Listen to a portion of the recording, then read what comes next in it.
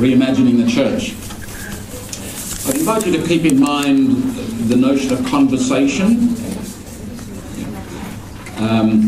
Catalyst for Renewal and Aquinas Academy are sponsoring these particular 4 conversations. Remember the connection between conversation and conversion. If this is to be a rich experience of conversation for each of us this afternoon, it'll be because we're open to being changed, being transformed. One thing that prompted us to organise these forums was our sense that the media was making all the running on the information that we were getting about sexual abuse, and probably we're going to get about the forum, and we weren't entirely confident that the media was giving us a fair picture. We wanted to get expert speakers who would be able to do that. We began last time with Geraldine, and this afternoon we have Francis. Francis has had a long involvement in health and matters of healthcare in Australia, particularly with Catholic healthcare. And he's currently the CEO of the Truth and Justice Council, which has been set up by the Australian Catholic Bishops' Conference. For all intents and purposes, Francis is the voice of the church for us, and I thank God for his willingness to take that on, and his courage and his intelligence and experience that he brings to it. So this afternoon we'll have, Francis will speak to us for half an hour or so, and then we'll have a 5-minute buzz, and then we'll have open forum. So ladies and gentlemen, would you please welcome Francis Sullivan.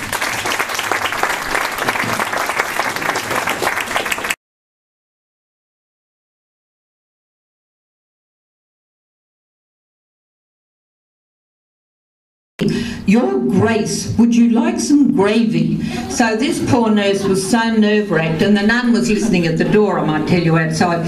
She said, "Your gravy, would you like some grace?" And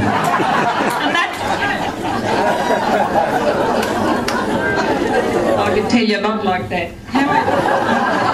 That were true, but I won't. Look, I just wanted to say that I've got into casual conversation with people over the last few months, nothing to do with sexual abuse. Some of them didn't have any idea I had a background in psychiatric nursing and whatever. And I'll just give you the rundown. One Indian nun told me that she had roused on children, a beautiful woman, because children had been to her telling her father was doing all sorts of things to them. This was at a conference I was at. And I got in a discussion with this nun, and she said, I said, "Well, sister, there's a worldwide problem." She hadn't heard of it. I couldn't believe it. And she was a beautiful woman, and she's going to go back to India, and God knows what she wasn't going to do, but she thought these children were lying. The second thing is, I've got to know 2 very wealthy men, not sorties of mine, friends of other friends and husbands of one thing and another, and I couldn't get over how bigoted they are towards the Catholic Church. I mean, horrendously so. And even having a go at me, you know, imagine being still a Catholic. I discovered later, and one man holds a very powerful position in this city, he was brought up as a Catholic and horrendously abused, to be honest, by Christian brothers at a school he went to. And I said to him, XYZ, it's not too late. Oh, no, he said, I'm finished with all this. And he has a very powerful teaching position in this city. I could have wept because, you know, anyway. The other incident was that a great friend of mine who's a superior general told me that at their general chapter 10 years ago, and I don't know any of these people, but she said many of their nuns had come forward as much older women, and they were sexually abused as children in other countries, mostly by clerics. And they then had to embark on counselling, etc. I think it's terribly, terribly sad. Yes, a couple of things there. That's why I opened up, actually, saying what I said. Is that gone off? Saying what I said, because you know, the statistics can be pretty horrific about the number of people that have had an experience of sex abuse.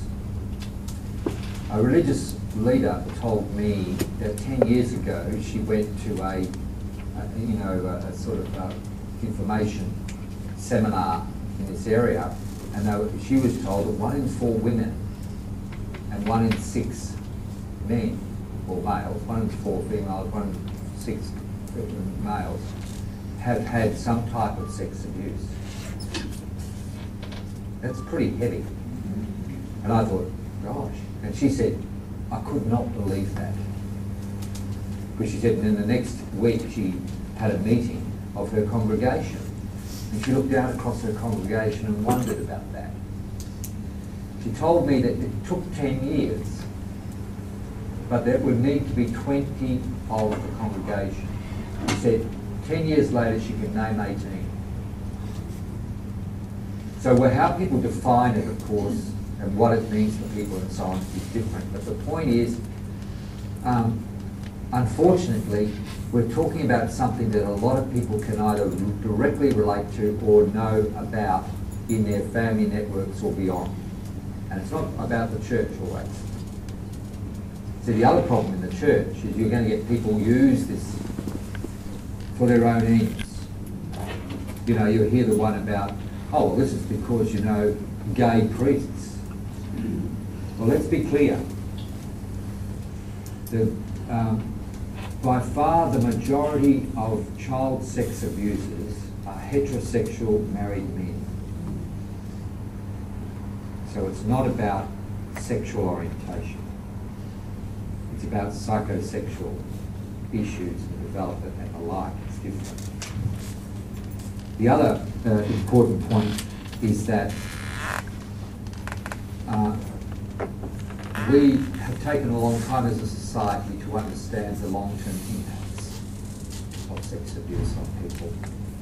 I sort of thought, again, maybe it's a male thing, that, you know, when people sort of come forward, maybe get some settlement with it, where, you know, you're pretty well over the worst of it. But it doesn't seem to go like that. People go through cycles, and you know, even the whole process of coming to terms with it the first time, even bringing it to consciousness the first time, for some people it takes a long time. For any of you who've been involved with Vietnam veterans and people like that, the sort of post-traumatic stress disorder they talk about, well, they say that's a way of understanding this particular episode for people that have been abused. And, you know, so it's not something we can just deal with and move on in many cases. Hi Francis, thank you very much for the talk. My name's Kevin. And firstly, I'll repeat what I said in our little discussion here in the break, and that was that when you talked about the purpose of the council, and I think your words were, this is where we got it wrong, your exploration would be going back to that and looking at the changes. And I was tempted to ask the question about how deeply the council was willing and able to explore a whole range of issues, and I don't mean to name them. I have to say, what I also said to those people was, by the end of your talk, I didn't need to ask that question. But the question I would ask instead then is, to what extent do you truly expect to see and feel a change of heart in church hierarchy in this country?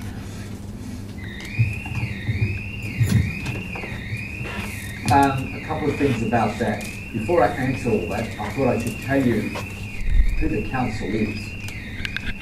The council has 13 people on it. 10 of those are lay people. 3 are, one's an archbishop, one's a bishop, one's a religious leader. And the remainder, lay people, 50-50 male-female. We're unique. And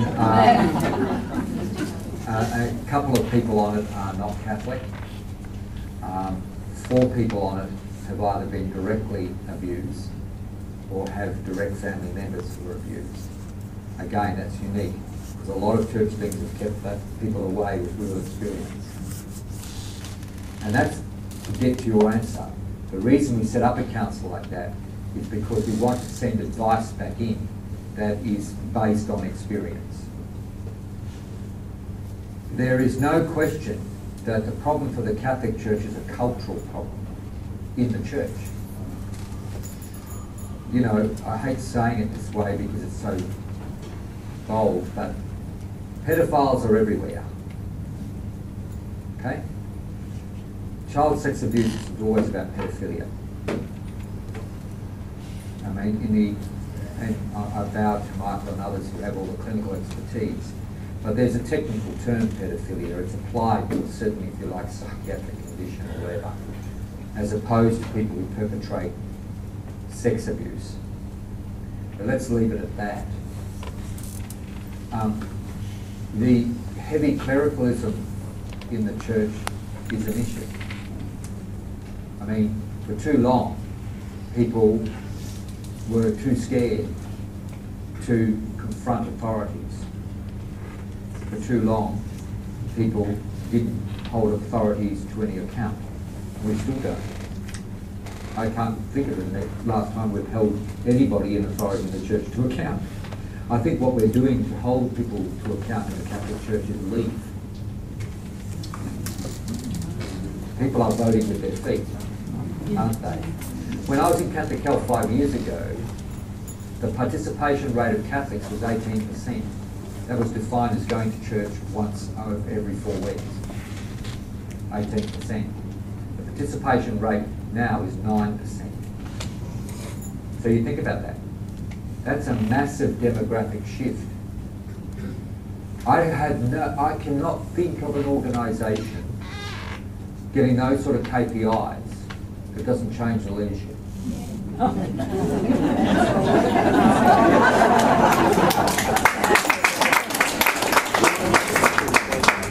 cannot think of where I'm working tomorrow.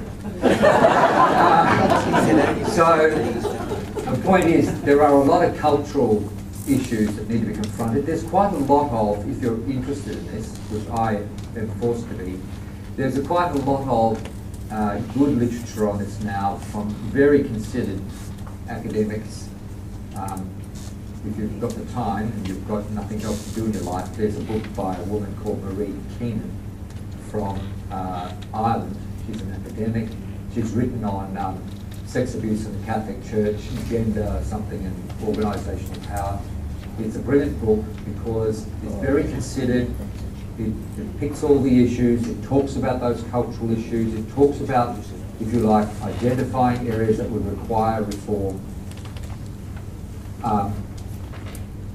We as a council will be suggesting, even in the whole area of handling abuse, a much more independent process so that church leaders and others are much more accountable.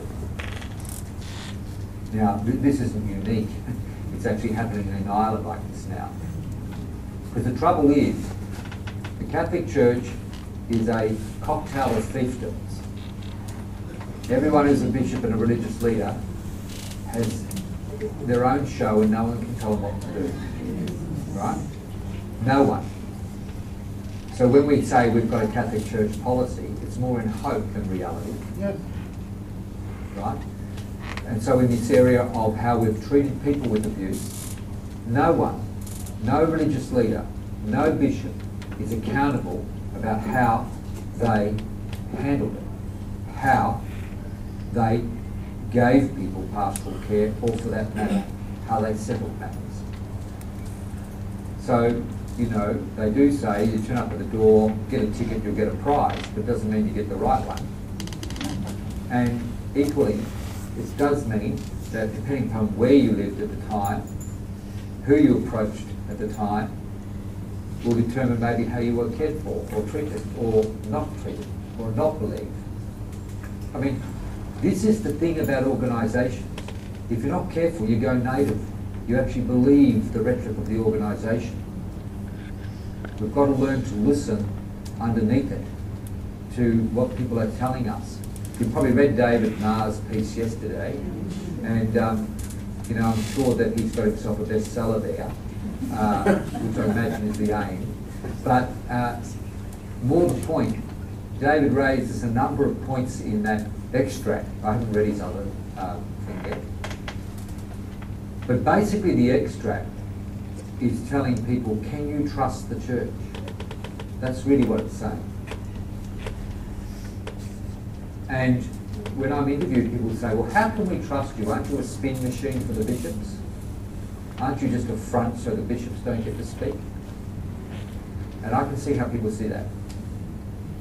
So we're saying, well, I don't expect you to trust us at all. Have a look at the things we do. Have a look at the things we say we're going to do. And if you think they're any good, well, give us a tick. If you think they're lousy, give us a cross. And maybe if we end up with a few more ticks, maybe there's a chance you won't trust us. But I think for this generation, we're really battling it uphill up there.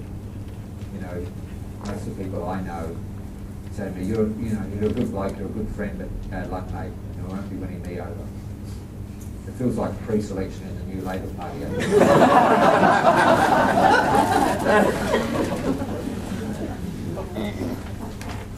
Good afternoon. The perpetrators will be held accountable. What of the facilitators? Pardon, what's the last bit? What of the facilitators? Those that knew of this and yeah. allowed? In our submission that we're putting forward to the Royal Commission, there'll be many, but this is our first big one. We are saying that the way things were handled in the past, as I said earlier, where it wasn't criminal, was incompetent. So people who facilitated the movement of others and so on, I don't want to get into a long conversation about what the law said at the time, because that's always convenient. But the reality is that a lot of church administrators were incompetent about this. And their incompetence facilitated further perpetration. I can't see it any other way. I just don't see it any other way. So are they accountable? They're accountable for that. What will that mean in reality? I've got no idea. I'm wondering, I think something like the current Canine inquiry or the Royal Commission itself will have commentary about that. Our job, firstly, is to admit what happened. Someone else will need to take a judgment of how accountability will need to play out. Because I just don't know how you do that for things 30, 40 years ago. Certainly. Yeah. Can I just throw something in there, Francis? And here I'm quoting something that one of my own former provincials mentioned to me. There were a number of occasions in which members of the congregation were found to be behaving inappropriately. They were sent off for psychiatric assessment. Yeah. The psychiatrist, after some treatment, said, "This man is now fit for ministry." Yeah. And he was put back in ministry on the say-so of the professionals, Yes. and they should never have given him permission to go back. So that's just one incident. I think that whole area is yet to be tested, perhaps in the courts, of what responsibility do the bishops and religious superiors hold. In some instances, it's blatantly criminal. In some instances, it's blatantly incompetent. Yes. In other instances, it's naive, and in other instances, it may be just confusion because of professional advice. So there's a whole area waiting, I think, to be sorted out there, maybe by the Royal Commission, maybe not. It'll be in our submission. The words are naive, ignorant, incompetent, blind, paranoid about scandal. Yeah. All those words are there. I think for the first time, the Catholic Church in Australia in a document will be pretty frank. Good. And there's one thing, because I beat up a fair bit on the lawyers, and my kids are doing law, and people say, because I think the way the church handled things, certainly in the 80s and 90s, and possibly even now, is still very legal, even though we try to be pastoral. The lawyers are great at getting everything into a legal paradigm very quickly, and it's a practical paradigm. In the absence of anything else, it's a paradigm to use. I get that. But ultimately, a religious leader or a bishop has to make a choice out of the advice. The psychological advice of the 80s was very much that people could go into some treatment programs or whatever and return somehow repaired. That was the advice. It wasn't until the middle 80s that the word pedophilia started to appear in the journals as a particular condition, if you will. So a lot of people will grab that and say, well, there you go, you see, we didn't know. And the real battle for us all, I think, and I have to really check myself on this, is trying to look at the past with today's eyes. I get that. But I do think this, though. The Catholic Church has always put a bar pretty high for everybody to jump. Okay? And we're in the high jump now. And the question isn't, in my mind, what was legal at the time. The question in my mind was what was right. We're supposed to be in the business of moral behaviour, and yet really we're trying to just argue this whole thing on the legal behaviour. People are disappointed in the Catholic Church more because of the moral bankruptcy of what's happened, I think, is what I'm trying to say. And, you know, part of that bankruptcy is not being prepared to be frank about it and embarrassed about it. And, you know, yeah, because I've gone around to many of the religious leaders in this job and the bishops to sort of say what we're doing and so on. And you can feel a claustrophobia about how they're trying to think about this, because they know that some of their previous leaders who administered the congregation, who are being venerated for all their work, really did a lousy job in this area. And they're like, well, will that come out in the Royal Commission? I don't know. But if it has to, it has to, right? That's easy for you to say because you weren't there at the time. You're right. It is easy for me to say. But we're going to say it. That's probably the benefit of the situation we're in. Thank you. I'm pretty happy most of the time with another fellow called Francis that lives in Rome. Well, my question is about Cardinal Moore from Boston, and his sanctuary in Rome, and what that actually says about top leadership from the top office, and what message that gives to people. I remember on Compass a couple of weeks ago, a while on the television program Compass, Frank Brennan was being interviewed, and he was talking about being in Rome, and he was having a wonderful time, and he went to a concert. Yeah, I saw that. And he said he was enjoying the concert immensely, and then someone pointed out the person sitting next to the Pope, and I think it might have been Benedict, and he said, that's Cardinal Moore. And he's prominent, he's public, and as someone who comes from the New England area, it's just gobsmacking what he's done to Boston and credibility. Yeah. Sounds like a no-brainer to me, that one. I think that's right. All I'd add to it is that we have to be very mindful of the public signals we are sending if we are thinking about being open and into reconciliation. Yes, I agree. Yes. My name's Peter. I'm 77. And can you hear me? Yeah. And I was molested as a 10-year-old at boarding school. So you talked about 30 years ago. I'm talking about 67 years ago by the Morris brothers at St Gregory's College, Campbelltown. I got over all that. I'm married and had 3 kids, and it's no problem. I put my name down to appear before the Royal Commission, and I only want my name on the list of people that have been molested. I don't want anything else, money or all that crap. And I'd like to see a bit of justice done. These blokes should be put in jail, and the only way they get out is castration. And I spent 15 years in the bush, and I castrated a lot of animals. and I'll do it with a rusty razor blade if they want me to. and they're bastards. That's about all I can say about them. That's the highest praise I can give them. There's a couple of things you said which have gone out of my head now, but I agree with everything you're saying. And what pleases me most about this is the fact that there's a whole bunch of people all with the same running, if you like.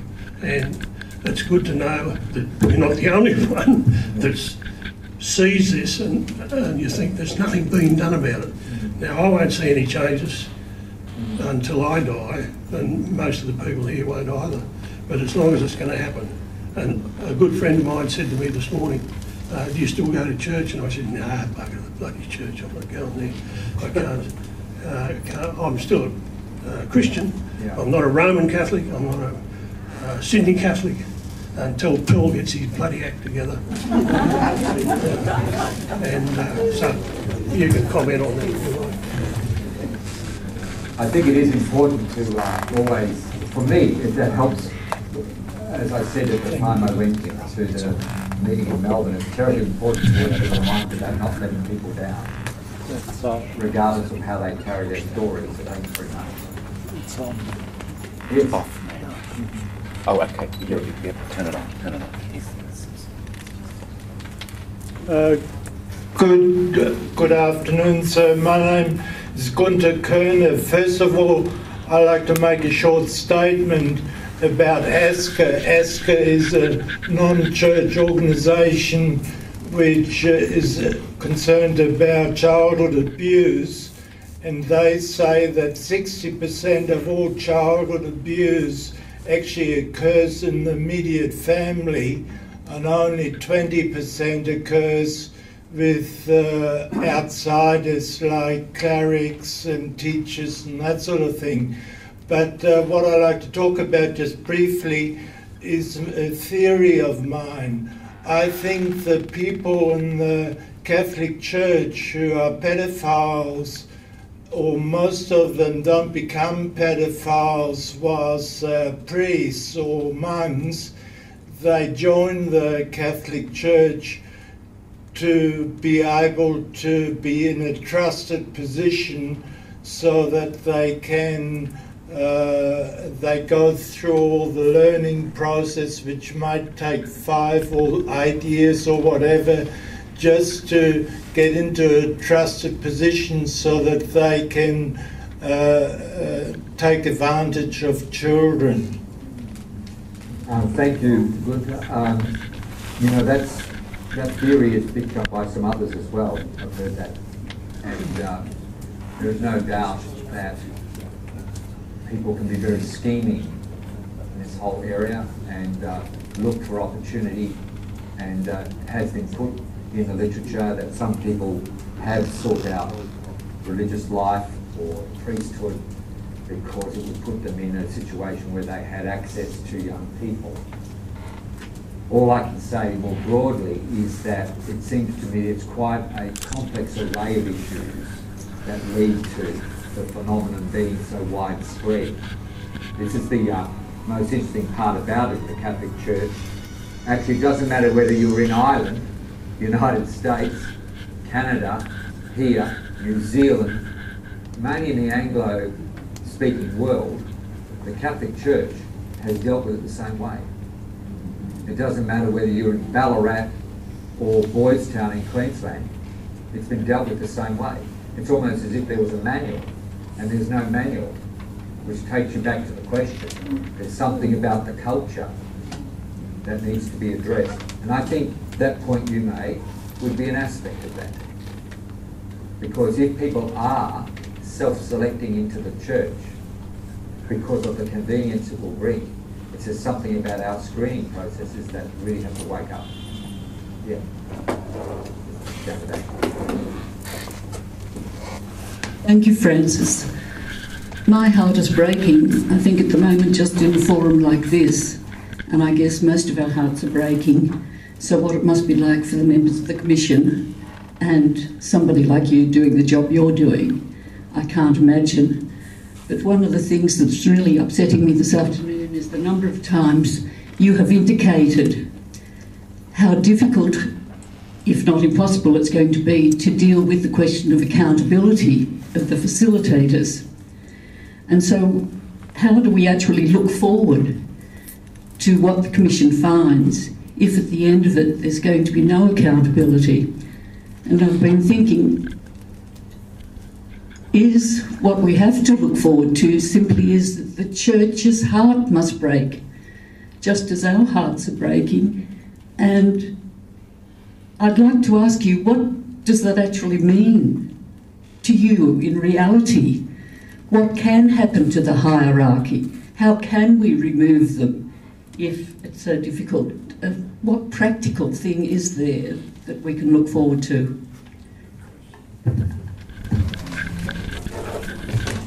One of the reasons, one of the things when I've taken this job is I would like to keep eating, so I'm trying to work out how to answer that one. No, seriously, the first thing the Church needs to set up is proper accountability governance arrangements. We don't have any. So, as I said earlier, people, the general way this has gone, it seems to me, is that some very compassionate people are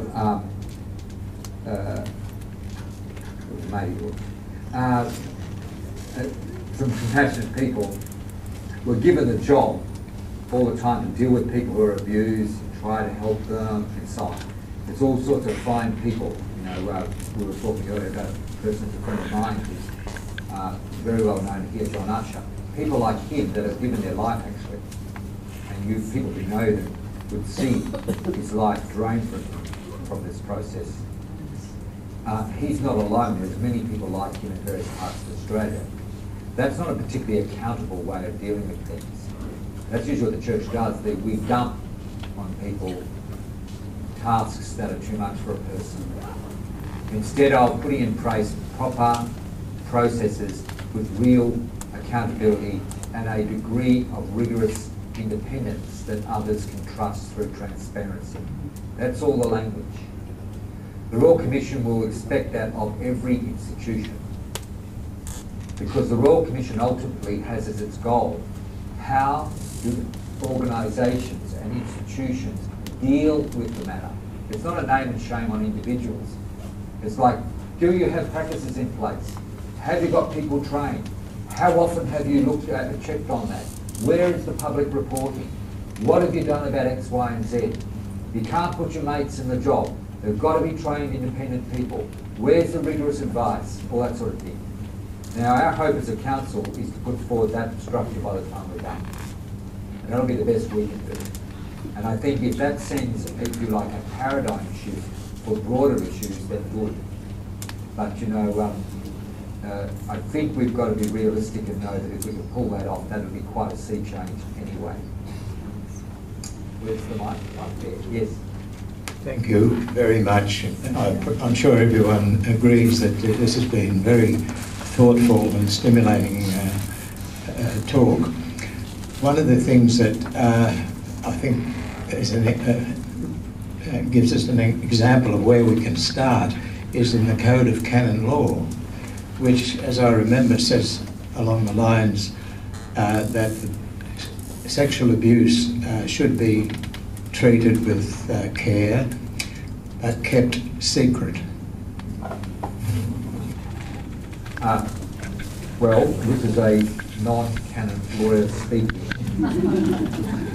There's more of them than the others, I have to say. I think the canon law is a bit inadequate here.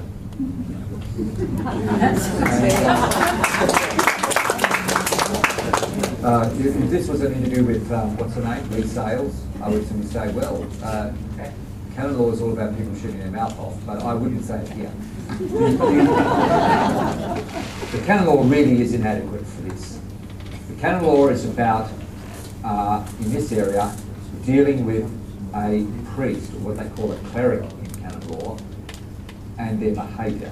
It's got nothing to do with who was the victim. It still works on the fact that the perpetration needs to remain secret. Whilst a secret investigation goes on, they've smartened up since 2001 to say that where it involves authorities outside the church, then authorities need to be informed. That's about as good as it gets. That's why, in fairness to the bishops and religious leaders in Australia, by putting together Towards Healing, they basically said the canon law is inadequate. And they put something else in place that was much more victim-focused. It's not accountable, it's not transparent, it's not consistent, and it's not professional. But besides that, it's pretty good. Oh, down here. No, the microphone. Okay, yeah. Francis, I was concerned when at the beginning of your talk you said that not many Catholic lay people and indeed priests knew that the protocol of Towards Healing existed. My question is the protocol available on any website? Yes, Michael, is it on our website? Sorry, what was that? Is the protocol available anywhere? Is it on our website, Towards Healing protocol? Yeah. All the Melbourne response Towards Healing, with wealth of information on the website. Absolutely, it's a rich website. Which website? Our website is, we are the Truth, Justice and Healing Council. We're here to help. And seriously, that's all you need to Google, Truth, Justice and Healing Council. Website comes up in a lovely colour, and that's the biggest thing. The colour has been the hardest decision the council's made. And everything else has been simple. But on there you will be able to find the protocol called Towards Healing. I'm sure if you go onto the diocesan and religious website, you may find it as well. It's not the sort of thing, it's not a sexy conversation, you know, in parishes. It was interesting though, we were at a parish the other night in Carlingford, and it was great. A number of people came out, because we are finding that many people in parishes are wanting to have they want to take some responsibility here and they want to have a conversation. And I've said it to priests, particularly parish priests. A good example was in Perth. Actually, it was in Bunbury. We had a meeting of all the clergy, which you don't need a big room for that. And the Vicar General was there, and his bishop was next to him. And because I was saying, you know, this is time for the adults to come out in the Catholic Church. Let's sort of be adults, and let's talk. And let's have the conversation and let's solve these things together, right? And one of the guys goes, well, Francis, you're saying that we should, you know, talk and so on. So what do you do when a parishioner comes up and asks you what you think of, you know, Jeffrey Robinson's new book? And I said, well, what do you like about the book? And the bishop's here. He's here. And he's doing the numbers. And I could see him starting to melt and break. So to save him, I just said, that's what I would say back to the parishioner. In other words, talk to people. Allow people to have a view. Let's not have a sort of view that if you open your mouth, it's going to be censored. And therefore, let people start talking about sex abuse. What do you feel about it in your parish? Like I said, if you're angry, if you're disenchanted, or how come no one told us what you were doing for 20 years?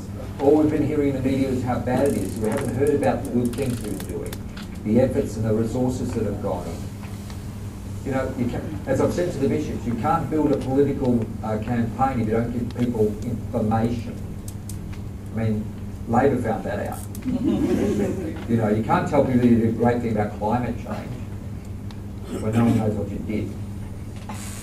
So the same applies here.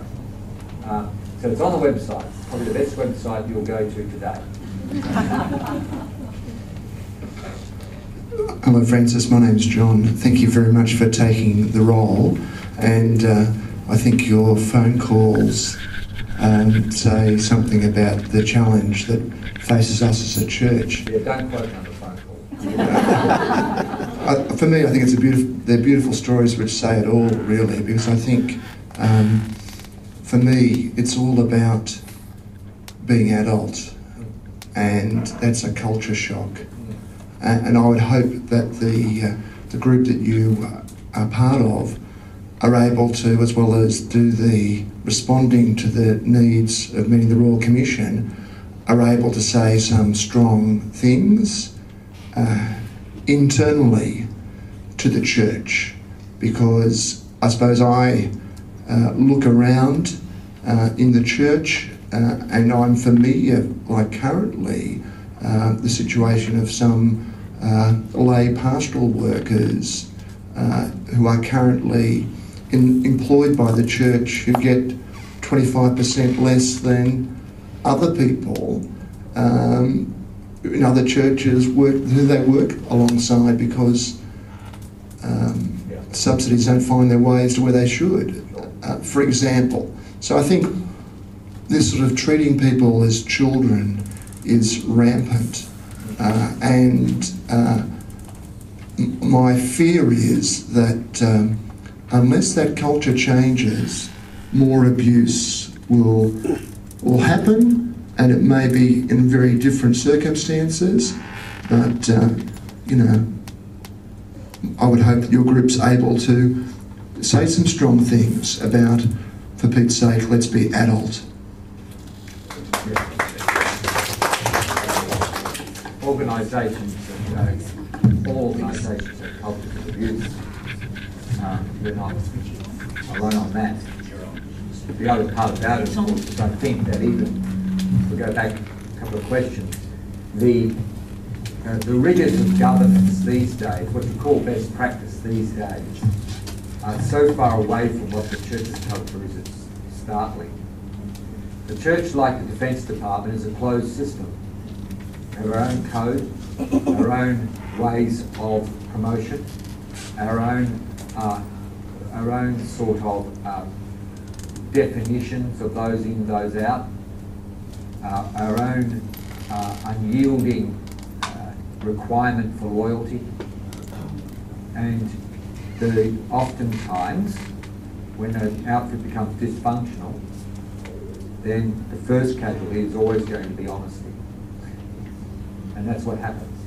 So when you start saying, let's look at a critique back in, I totally get that, but it's going to require a lot more outputs than us building momentum for that, because you know, smart people in this room know you don't get the sort of level of institutional organisational change simply by a couple of people barking. You need more. Yes. Thank you very much. Francis, I just wanted to start by saying this is the first time probably I've ever stood up and talked about any of this at all. And I just want to say I'm going away today so heartened, so thankful, and I cannot tell you, there is a God. And I just think it's wonderful to have you there doing the work that you're doing, because it's so important. And I never thought I'd ever see that day. It's 20 years in 2 months' time in November since I moved in the New South Wales Parliament for a judicial inquiry into pedophilia. And I have to say, apart from the church not wanting to know anything about it, the politicians didn't want to know anything about it either. And I remember subsequently getting out of my car in the garage at Parliament House, getting in the lift, and I got in the lift with it was a Liberal, I might say, a Liberal police minister. And he said to me, Terry said to me, Deirdre, what's it with you? What's this thing about this judicial inquiry? He said, where would we get a judge? Ha ha ha. And I mean, that was the attitude. So subsequently, I got a phone call from the then Attorney General, and of course, no, they weren't going to have a judicial inquiry. They were sending it to ICAC. And that's where it was to be buried, and it was again, I later was able to get up the paedophile reference in the Wood Royal Commission inquiry. But church was always silent, and you know, most of the church, not all of the church, I had some wonderful help from some very good clerics in the things that I was facing, I guess you'd say. I have to say, you talked about the lawyers. Well, over those years, I just became used to referring to them as the friends of the pedophiles, the Catholic law firms who were protecting the church, who were making a lot of money. And I remember on one occasion spending an afternoon in the company of the head of a religious order. I had a very helpful priest with me to talk about a victim who had been abused in their school situation in primary boarding school.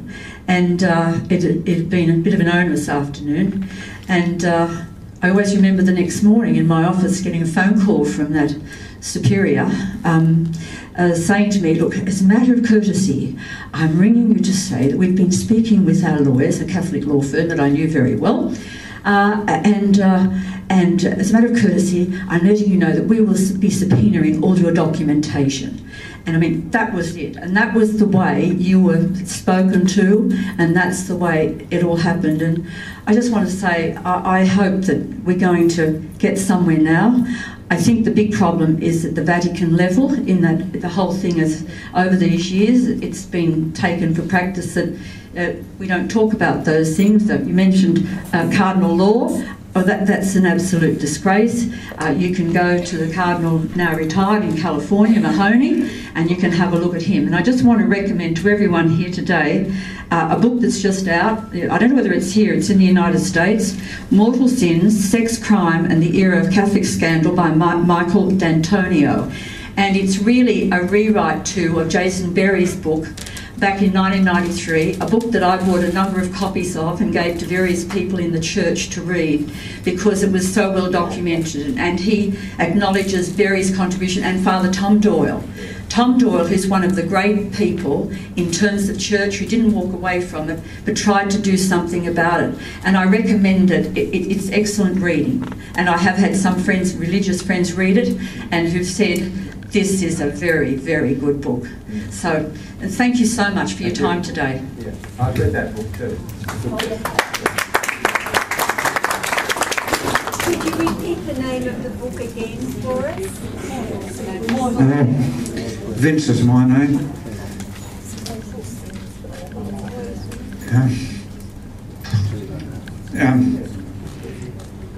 I can remember being told when I was at school that if we had anything against the church, to bring it to the church and not to go to civil authorities. Well, I've been a priest for 50 years now, and I still don't know what they mean.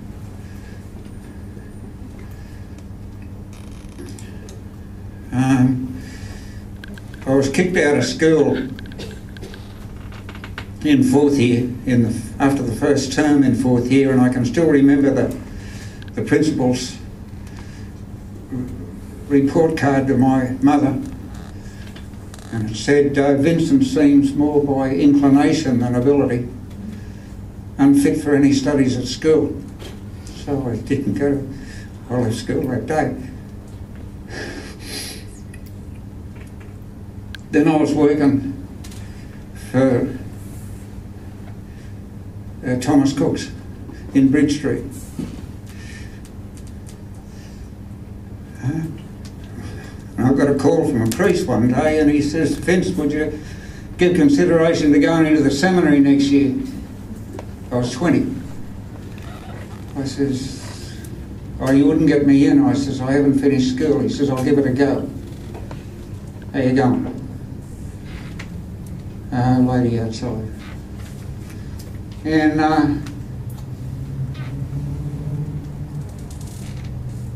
And anyway, he started to give it a go, and he must have got me in because I started to get these forms from the seminary and that.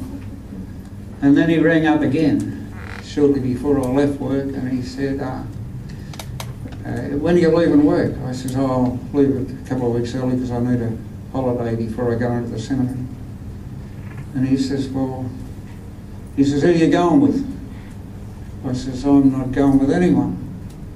He says, come with me. He says, I've got the car and I've got the money. And I said, okay, because I had no car and no money. So the idea was this: we were going to Adelaide, and then going to Melbourne, and then back to Sydney. And he said, we'll stop with a few people that I know on the way. So I was okay. And so we started off, cut a long story short. And we stopped at a couple's place and their family. First night, it was good. Second night was outside Adelaide, on the hills of Adelaide. And we stopped at a motel. And we went to tea, a couple of drinks, came back. It was just, in those days, there was just the one room, 2 beds. And I got into my pyjamas and got into bed. And he got into his pyjamas and got into my bed on top of me.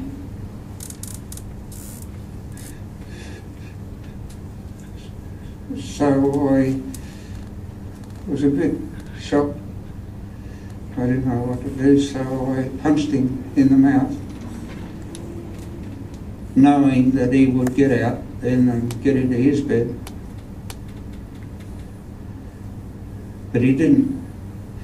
So I punched him again in the mouth, and he didn't get out. And I must have punched him about 4 or 5 times. And eventually he got out and got into his bed. Right, I'm 20 and he's 40, he's a priest. And now, do you want to hear the eerie part? From so many insightful things you've said. I've got a very short question. I just wonder if you know something about it. I'm just saying, is the situation as bad in the Eastern Orthodox Church, or in the Melkite Church, or in the Maronite Church, or is it not known, or is it much better? We can't. The best part about this is you can't answer the question with facts, because the hardest thing about this whole exercise is that there isn't a lot of collection of facts and statistics. I would suggest that the incidence of sex abuse will be larger by a lot inside the Catholic Church. One of the reasons is that a lot of the other churches have not had services that deal directly with children all the time. So when you compare things, you're not really comparing apples with apples. You know, it's the same as like, you know, the Anglican Church versus the Catholic Church, which some people want to say, you know, what's the school rate here?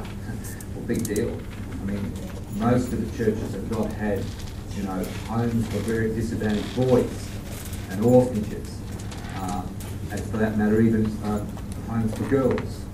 So the situation which was brought up earlier, that there are environments which were much more conducive, or just didn't exist in other places, so you can't compare.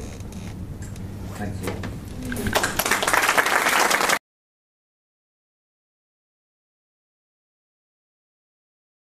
Yes.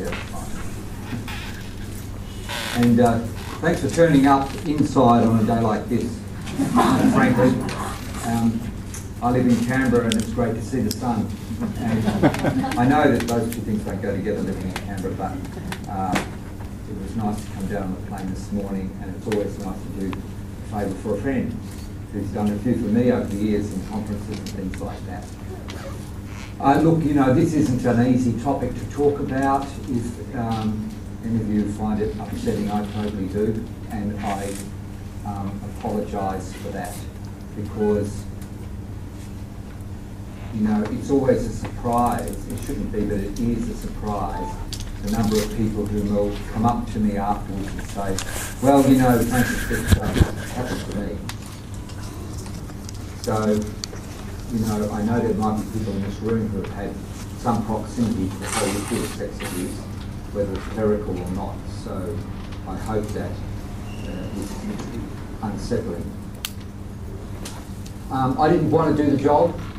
I really did not want to do this job, and I was, let's just say, content with my last job. I was then Secretary General of the AMA, which I loved being, only because of the title.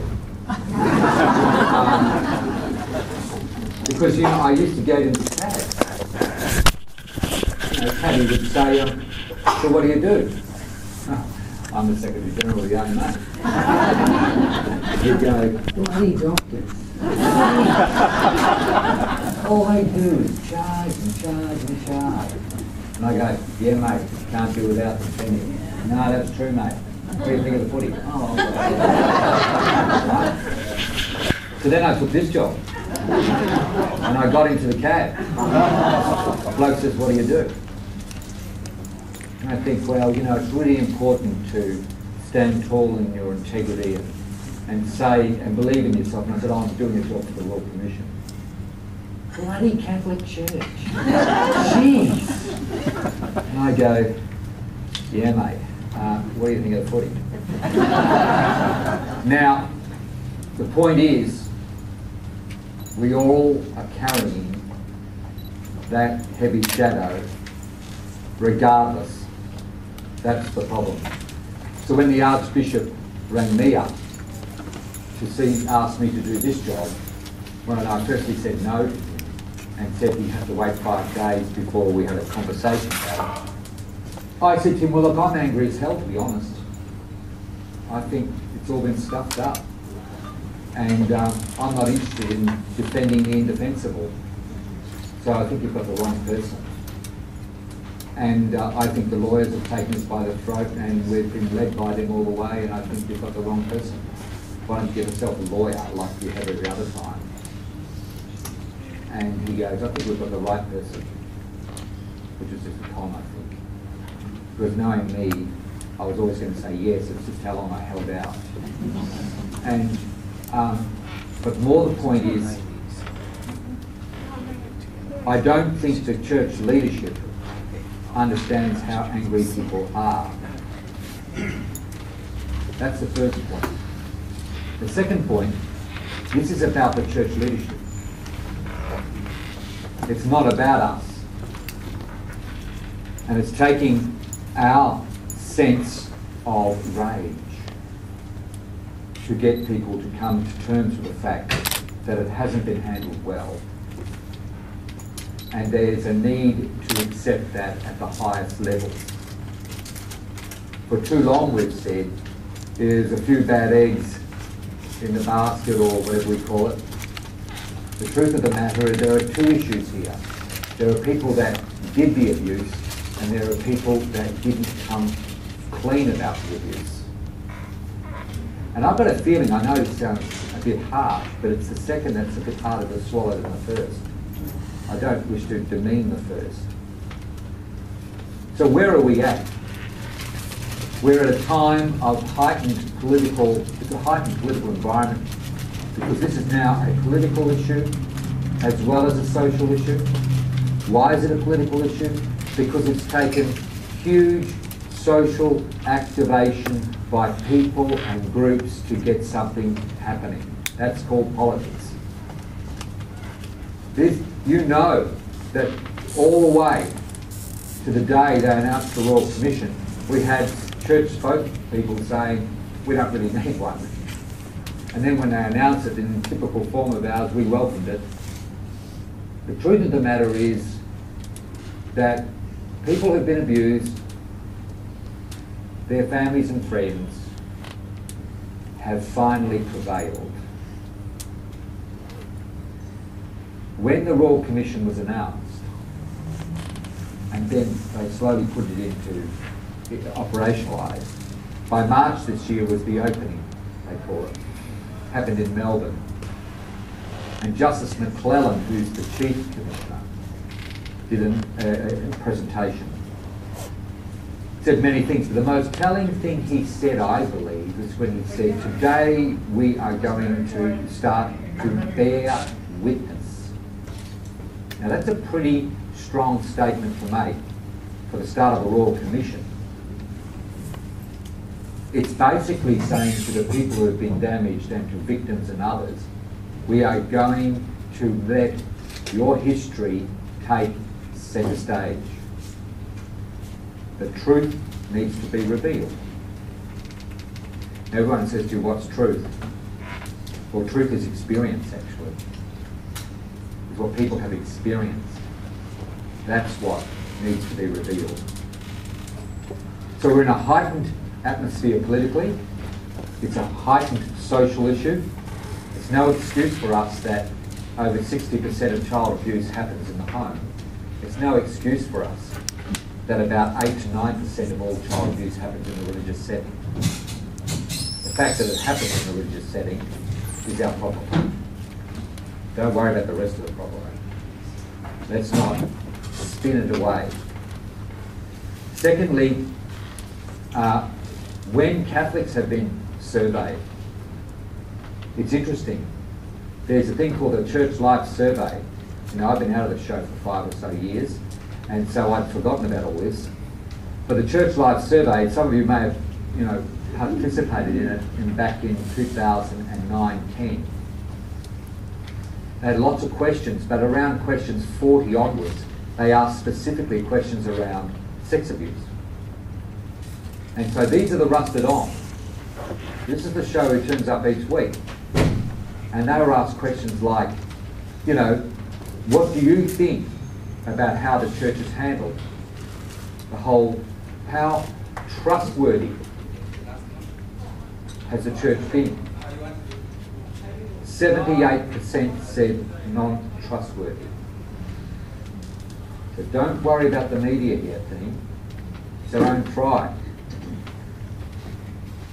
When they were asked, but what do you think of your local priest? Nearly 78% had great confidence in their local priest. And when I go around to talk to priests, the one thing they all feel is a heavy critique by everybody, even though they haven't been involved in anything. It's a social shame sort of thing that's going on there. But mind you, anyone working in a Catholic organisation, on a Saturday night at a dinner party, a lot of people tell me, they go, how can you work for that long? So we're all wearing the scars. We're all dragging the history along with us. And yet, as a church, we haven't even gone back and looked at the history and accepted it and named it. That's what we're doing as a council. We're going back and saying, this is where we got it wrong. We're going to fess up. The first way we're going to do that is not defend, not simply try and always explain, but firstly name what happened, and then allow people who are damaged, people who are able to do it, to tell their story. Then we'll tell our story about how we've tried to come to terms with it. And the truth is, we haven't come to terms with it. We're coming to terms with it over time. You know that the Royal Commission has begun because this last week in Sydney there's been the newspaper reports about the Scouts. And the Catholic Church will be in the public hearings from the 9th of December. And it will be based on the Catholic Church's protocols for dealing with allegations. It's called Towards Healing. Now, I don't know about you, but I've never heard of it. I didn't know that the church had a set of protocols. I didn't know there were procedures put in place. And when I go around the place, most Catholics go, I didn't know either. And you know what's more astounding? Most priests didn't know. And because this whole thing has been dealt with away, which is the nature of sex abuse. It's quiet and it's silent, and even the management of it is private and confidential. So most Catholics have no idea that the last 20 years there's been a set of procedures in place which a lot of people have looked at and said are pretty good actually. And so what we will get though is a lot of accurate reporting in the media about the more distant past, the 80s. Supposedly the 80s is the high point, supposedly, where the incidence of sex abuse, not only in Australia but in the Western world, seems to be at a peak. I don't know why. We may find out one day. And the church itself only started to wake up organisationally in the late 80s, early 90s. So by the middle to late 90s, they actually put in place protocols that were pro the victim. Before then, anything the church was doing was pro the church's image, to avoid scandal. And there's no question that administrators were either incompetent, reckless, ignorant, took bad advice, or worse. Not a bad cocktail, but it's the truth.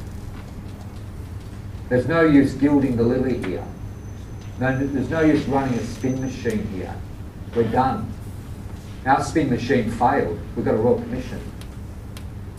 There's no use persisting with the same method.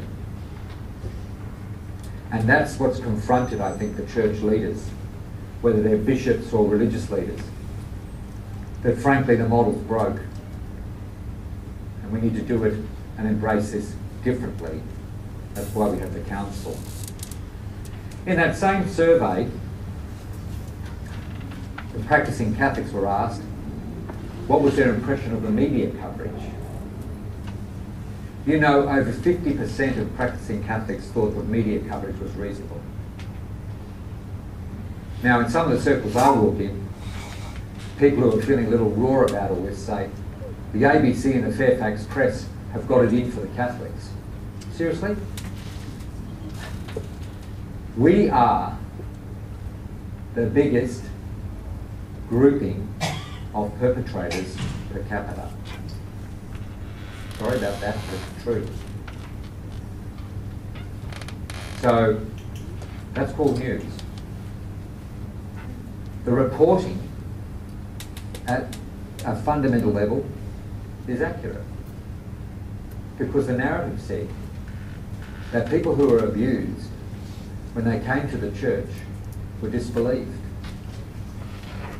The narrative said that when clerics and others perpetrated abuse, they weren't put into authorities, they were dealt with quietly, and on many occasions recommissioned to other work and abused again. That's accurate. The narrative said that the church concealed crimes. That's accurate. The narrative said that the leadership fundamentally lied. That's accurate. So I'm not one of those that think that the Fairfax and the ABC are running a vendetta. I think our problem is we're running into the truth and finding it uncomfortable. And that's hard. I don't say this with much joy, but it's the truth. You can't run a program called Towards Healing and actually send out a ray of hope that healing might happen unless you firstly are prepared to face the truth. There's no healing going to happen. You can't build trust with people if you are continually sounding defensive. Somehow the church's heart has to break. We haven't let it break. We've let our head keep running the show. So this is the dynamic we're in. When I did take the job, you know, I'm not a slow learner, because 9 years before, when I was working for Catholic Health, I got a phone call one night at home from Archbishop Hart, Archbishop of Melbourne, asking a favour. And I said to him, "Oh, Dennis, are you saying that you want to do something in Melbourne and you're wanting the Catholic hospitals of Melbourne to support the Archbishop of Melbourne?" He goes, "Yes." I said, "Well, of course, Dennis, of course." He goes, "Oh, thank you, Francis." Oh, by the way, Francis, yes, it's your grades. Now, I say that for fun, because 9 years later, the phone rings, and it's a Wednesday night, and you know, my wife and I now in sunny old Canberra are empty nesters, so we eat later. You've got to fill in the evening, you know, you eat later, and mainly because I'm cooking, and you know, we're just about to sit down and eat, and the phone rings, and I don't know about you, but if the phone rings about 8:30 at night, it's usually someone from Pakistan on the line. And we've already bought it anyway. And so I say to Sue, look, don't answer the phone, let's just have a dinner. And you know, typically good Catholic, she answered the phone, and I hear her going, yes, Archbishop, and she goes, he's right here. And she goes, I go, good evening, Your Grace. I'm not a slow learner. But more the point is that since we've started this whole exercise, we want people to tell their stories. So I was then contacted by people who say, if you're a Dinkum, do you want to hear the story? Yeah. So I went down to Melbourne to a gathering of people who had been abused. I turned up in a room, it was much smaller than this, and there were 20 people there, all roughly my age. And I sat there from 9:30 till 2 o'clock. As each person, we went around the room and told their story in gruesome detail. Each person was talking about an event that happened to them at least 30 years ago, if not longer. And each person was destroyed. Now I know all those sort of psychological reasons this can happen, but the point is it's happening. And at the end they said to me, what would you like to say? And I'm like, I don't know. I don't know what to say, because I figure anything you say sounds really hopeless, you know. And a fellow just said to me, well, I've been watching you since you came in here, and I've been listening to the things you were reported to say on the radio and so on. He says, and I think you're sincere. He said, but I want to tell you one thing. Don't you dare let us down. And I've often thought about that. What does let us down mean? I think it means two really strong things. When you listen to people who have been abused, and particularly their experience in the church, the first thing they want to really feel is that they are believed, not managed, believed. And the second thing they want is to not feel set apart and guilty, like it was their fault, or because they raised the whole issue and caused all the fuss, somehow it's their fault. So to be believed and somehow still feel a sense of belonging, not to the church, because I figure that's a big ask, but a sense of belonging like in the community, and not some pariah, not some sort of strange person, not someone set apart. And unfortunately as a church, that's what we are doing. We are continually talking about victims as if there's some classification of people out there. And it's very interesting. It's great, I don't know about you, but as an adult, for the first time in my adult life, it's great to be able to quote a Pope. And I figure he's saying something that really speaks to me about this very issue. Because when he was early on in the piece, he gave an address to the Jesuits' main journal in Rome. It's the one he actually got interviewed by the other day, but he gave an address many months ago to the editors. And he said to them as a fellow Jesuit, he said, I want to give you, 3 words. Have you heard about this? He said the 3 words are dialogue, discernment, frontier. The first word, he said, that's a journal that's about culture, about embracing the times. He said, also as a church, our job is to dialogue, conversation. Our job is to dialogue. I mean, even the language means it takes 2, babe. It's not to tell, it's to dialogue. And to dialogue means you have to be at the same level. You have to see at the same level. The second word he said, and he's a Jesuit, is discernment. You know, part of their Ignatian practice.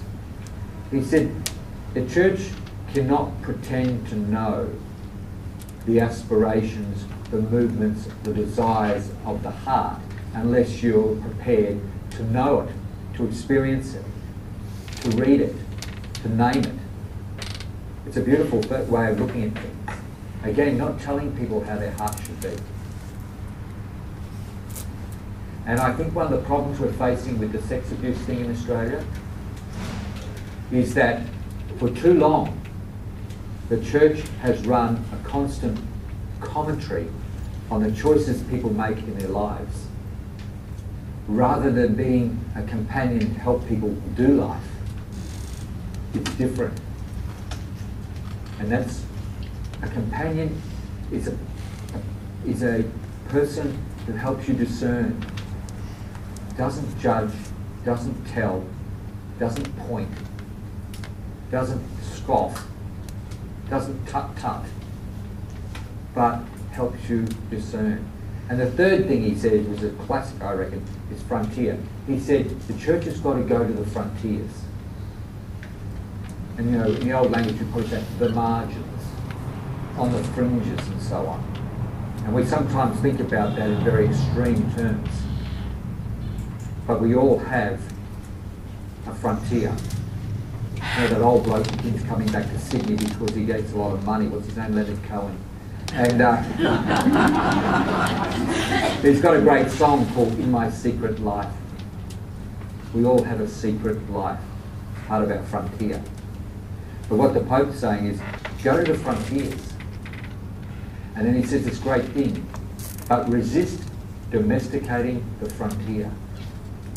And for me that says, when you go to the frontier, you find aliens, you find different people, strange things. And the first thing you want to do is make them the same as us. Domesticate them. Make it familiar. Make it comfortable for us. No. Stay with the discomfort. And our whole approach to sex abuse needs to be thought about like that. We're hoping to navigate through a period of sex abuse. That's what they're saying. No. We've got to allow this period of sex abuse to teach us, to change our heart, to allow, you like, the alien to come in. Because we have for too long tried to resist. So that's all I'm going to say. Now we're going to do some questions after the buzz. Thanks a lot.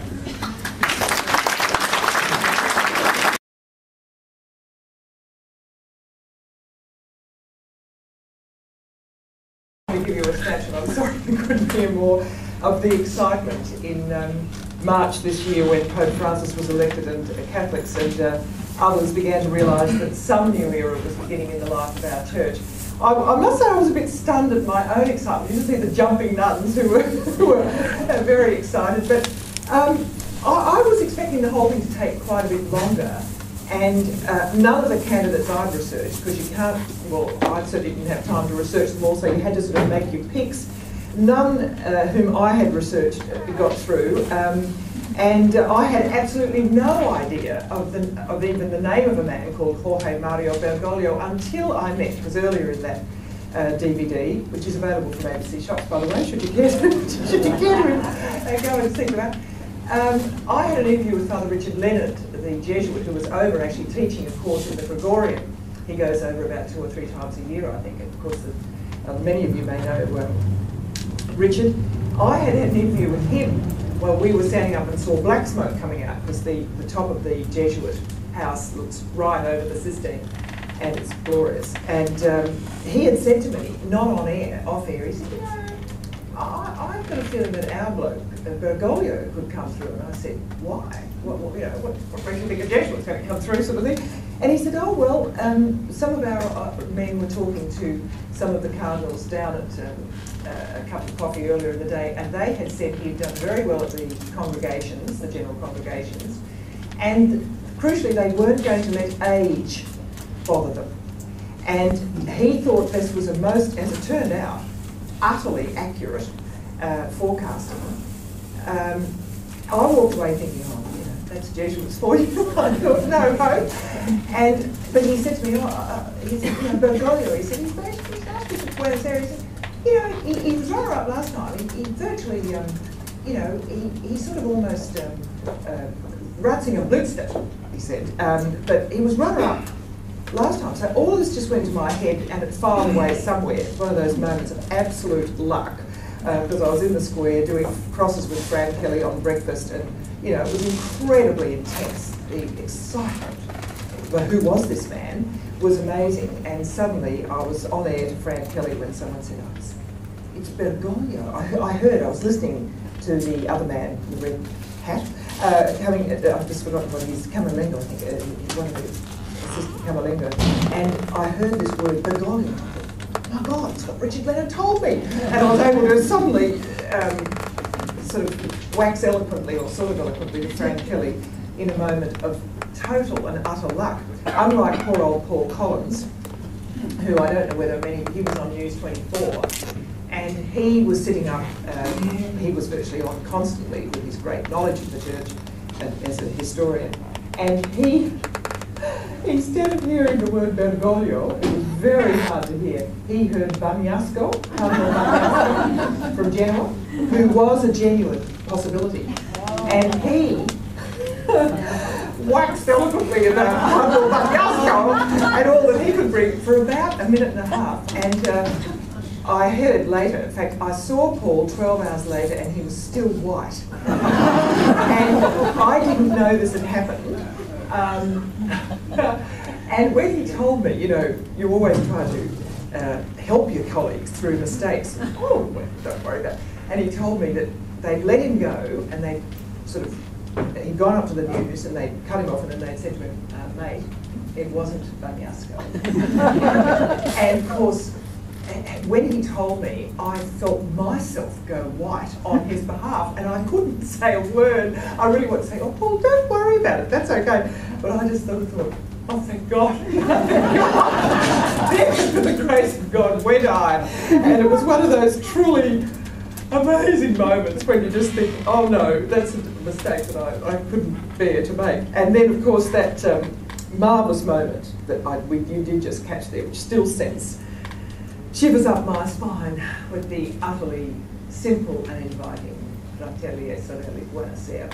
Just this, because he stood there looking stunned, I've got to tell you, for a good 15 minutes behind, and in fact there were Italians around me, so I could see him, what's going on? He really would look absolutely stunned and overwhelmed. And I thought, what's going on here? And then there was this absolute transformation.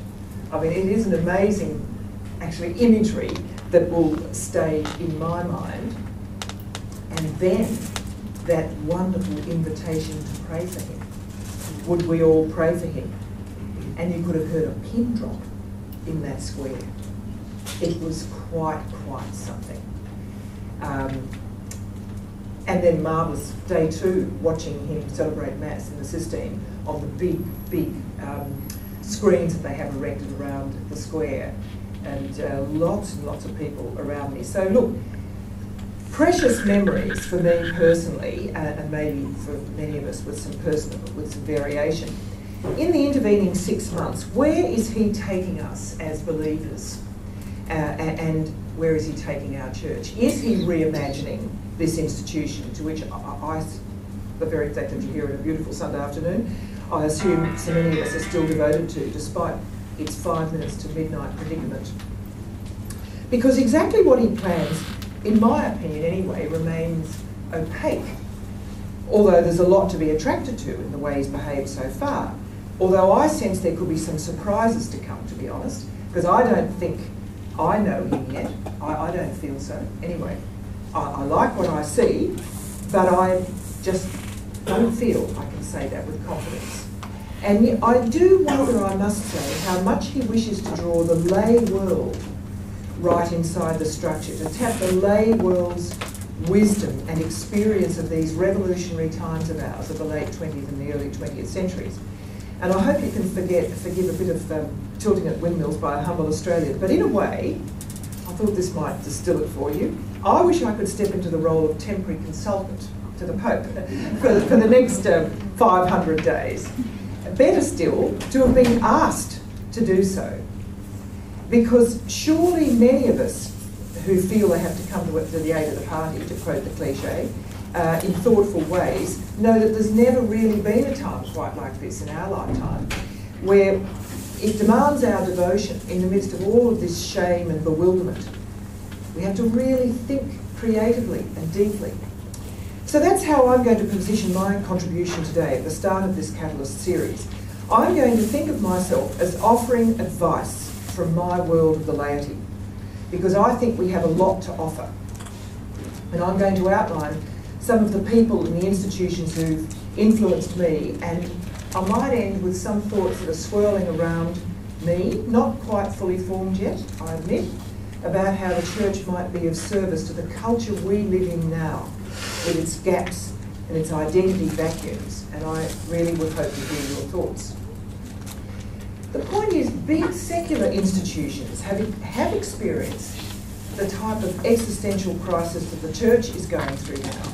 Many of their established systems have been found wanting, and their whole mission has seemed in peril. If you think about the ones who've had their licence to operate restored after major setbacks, think of BP after its various environmental challenges. Think of Westpac in the 1990s. Think of political parties, you know? They have to reinvent themselves. We certainly know one that has to at the moment, to be fit for purpose. Think of the US Army after its Vietnam horrors. They all bear close analysis. The institutional church must re-earn trust in similar ways, it seems to me. Might even be worth its while to consult some of the specialist disaster managers, because they do focus, you know, for all of the chat, on internal ethics plus public expectations. More than is generally grasped, in my view, the church's future really now lies in the hands of the community it's supposed to serve, as much as, if not more than, its internal structures and personnel. The secular world, you know, I think is in the driving seat. It will choose whether it cares sufficiently for the church to flourish again. So even if the church does everything right, whether or not it will, I don't know, but even if it did, I just don't know where it might sit with contemporary Westerners anyway as a result of this sex abuse crisis. Indeed, if you follow my analogy about secular institutions reinventing themselves, the relationship, you know, between them and their consumers altered profoundly during their dark nights. One of the things I would suggest, as the Pope's consultant, is that he establish, for instance, a substantial, largely held in public, Vatican-led inquiry, not an open-ended one, not one for years to come, with clear stated boundaries, into exactly why the church has been so troubled by sexual abuse across various countries. Was it priestly formation? Was it celibacy? Was it parish structure? Was it sexual orientation? Was it lack of ongoing sexual counselling? Was it culture? Was it other issues? Answering all of those core questions from within would not only satisfy the public, but it would represent better guarantees for our church's future. Of course it presents risks, and of course there'd be victims, and they would observably test our church's reserves of love. But a priority on transparency would, I think, by definition be redemptive, one led by the church, and I think it would achieve a great deal. Any decent consultant would have to ask herself, does the church have the capacity to change? Does it have the management, the processes, the supply chains to deliver new messages to itself, let alone the world? Well, do you know, I suspect it has, having just done this big review on the Council of Trent book, where it absolutely reinvented itself under the assault of Luther. I actually think it does give me hope, not just optimism, hope. And while nothing is directly comparable to the church's predicament at the moment, you know, you can look to the experience of the US military after Vietnam, an epic model of change. Here was an 800,000 strong standing army representing the mighty USA, humbled and embarrassed after being bundled out of a small developing Asian country. There's a great line that one of the American generals said post-war to a Vietnamese general. You know, we didn't actually lose any real battle. And the Vietnamese general says, it didn't matter. We still lost. Could this lumbering giant really reform itself, were the questions at the time, the skeptics asked, and continue to serve the national interest? Well, there's a very interesting article. It did. And under the title, An Army Transformed, Lieutenant Colonel Suzanne Nielsen outlined in an article in 2010 for the US Army War College, really summarising, but this is what she wrote.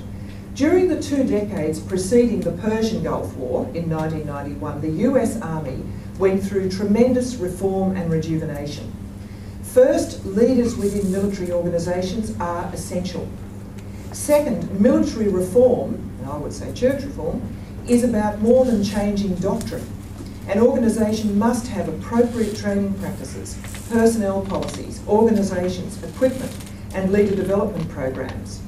Third, the implementation of comprehensive change requires an organisational entity with broad authority to craft, evaluate, and execute an integrated program of reforms. Fourth, the process of institutionalising complementary reforms can take several decades. The consequences, for good or ill, could be quite significant in terms of resources, lives, and the national interest. Now look, whether or not you approve of current US military objectives, if you know anything about modern history, that organisation is vastly more relevant than its earlier iteration. It's widely regarded as one of the most effective institutions in the country, and I might add, offers a life structure to some of the very poorest in the country. Another interesting model I want to offer you is the New York Times, that spent 10 tough years recovering from what's known as the Jason Blair disaster. That was a young reporter who lied, faked, and cheated his way through the venerable paper's newsroom, trashing the brand, this was in the 90s, mightily, when discovered. Mercifully, it was discovered by the paper itself. This led to agonising self-reflection, and is still a touchy subject. Listen to how Margaret Sullivan, its public editor, wrote about it recently. After the scandal and a thorough internal analysis, the New York Times management put safeguards in place. One was the role of the public editor, I am its fifth, to give readers a direct place, independent of the Times editing structure, to take complaints about journalistic integrity. Another was the creation of a full-time standards editor, an internal position within the newsroom hierarchy. Still another was a program to thoroughly and regularly evaluate journalists' work. According to the current editor-in-chief, Jill Abramson, one of the greatest lessons of the Blair scandal, and listen to this, was, quotes, how concerned, hurt, and angry our readers were, because this was contrary to everything we stand for, the trust and authenticity that people attach to the Times. Sound familiar? And there's another one which I won't go into in detail. The New South Wales Police Force embarked 5 years ago on a significant program of cultural change, which really amounted to prioritising customer service and realising, as Commissioner Scipione said, Why do I see customer service as being important? Because serving customers, lay people, means investing in the safety and security of communities. And so I see this whole notion of improving customer service as being the driver for us to deliver the leadership that the community right across the state is seeking today. In other words, this is big pastoral thinking by any other description, which arose out of a problem-solving mode and got into process matters, undoubtedly, but emerged way beyond that. And in my opinion, in all these cases, there had been a humbling of their institutions that had assumed their importance in the world around them, a type of grief then they suffered, grasping that this had evaporated, and then an impressive step-by-step commitment back to offering service. And without any immediate glory, because none of you would have necessarily heard of these, it's only when you go searching, there was an emphasis on stamina, perseverance, fidelity, courage, the virtues, and ultimately some extraordinarily impressive adaptation on the way back to good service. So there's a lot here to consider. And you know, words like accountability, transparency, auditing, personnel principles that come from the lay world, which you and I, many of us anyway, operate in, they sound prosaic. And of course they can be stripped of value by being tossed around as slogans. But I think they go to the heart of trust between the promoter of a brand or belief and those who are buying the story. The cover-up is always, always more destructive than the action, a truth now universally acknowledged in the secular world. What's more, these are surely good values, you know, not merely shallow spin. And that to me must be the job of a good, engaged church, to articulate what has amounted to a good life over the centuries. How can it be lived now? Ironically, the modern church has a lot of competitors here, whether it's the Dalai Lama, Alain de Botton, Michael Sandel, the philosophy man from America, plus all the various psychiatrist authors of self-help books come to mind. But in terms of potential mass reach and sheer experience, that whole experience of Rome, with its capacity to deliver this incomparable extra, this special that taps into our heritage and into something beyond the everyday, well, it's there. It can still be delivered. Now the Pope might say to me, well, yes, indeed. And maybe the wider world needs to genuinely consider, would they like a public world entirely devoid of church influence? And I'd say, no. I know that. They probably wouldn't. But the opposite to faith is not atheism, as some sage pointed out recently, it's indifferentism. That's the real threat lying within the educated West, less so within the growth-filled emerging worlds, but rivals there are eating the church's lunch too, in terms of market share. That indifferentism is where I want to head for this last part of my thinking, where as I said, my thoughts are still forming. Because I've been wondering whether the church should reconsider its great offering over the centuries, namely an introduction to the beauties and the depths of the culture that is beyond the everyday.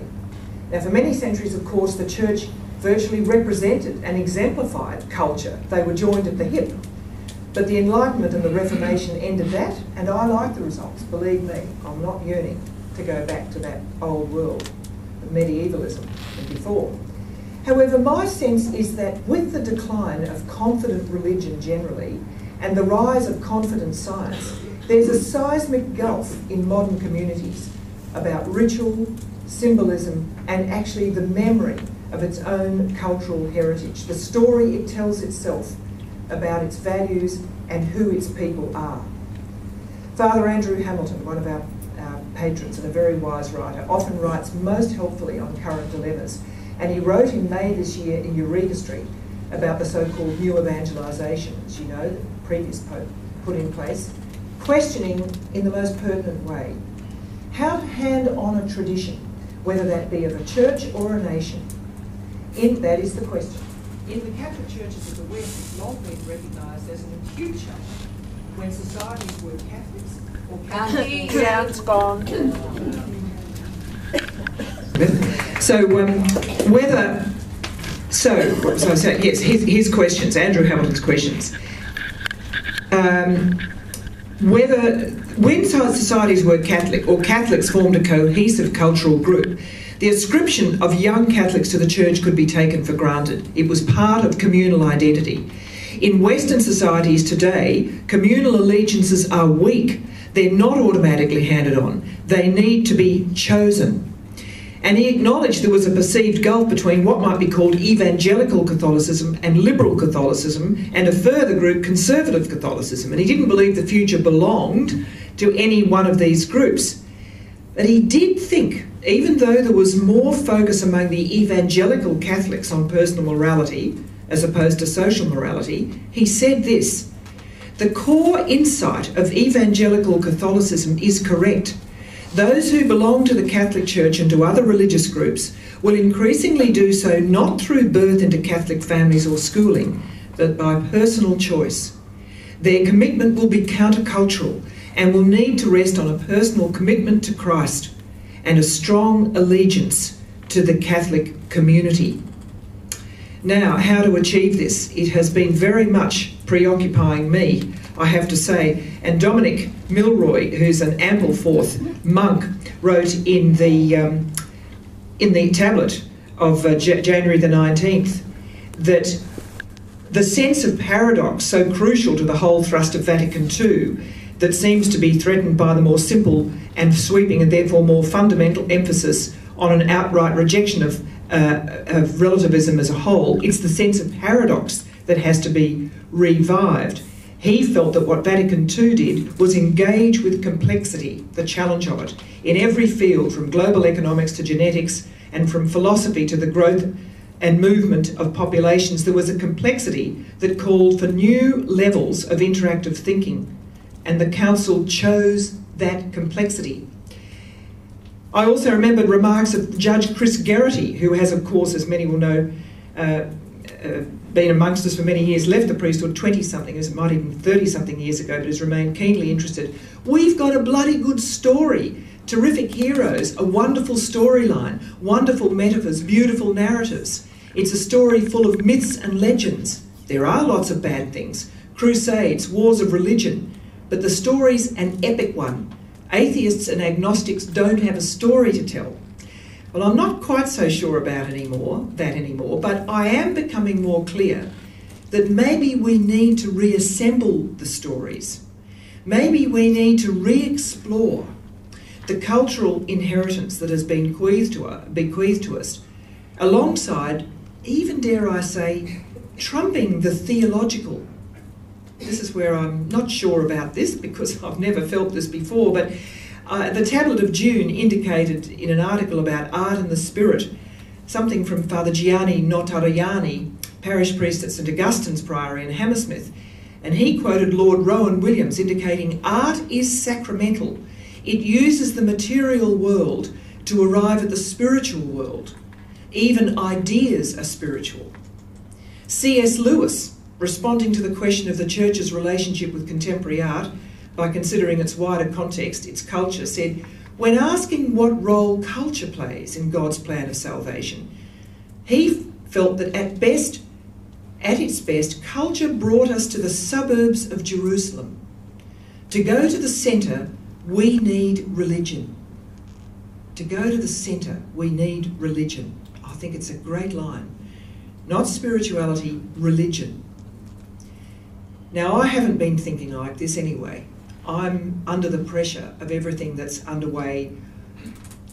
I'm grappling for something which is nascent. And so I fully accept that I'm laying this out there feeling I haven't got it all worked out.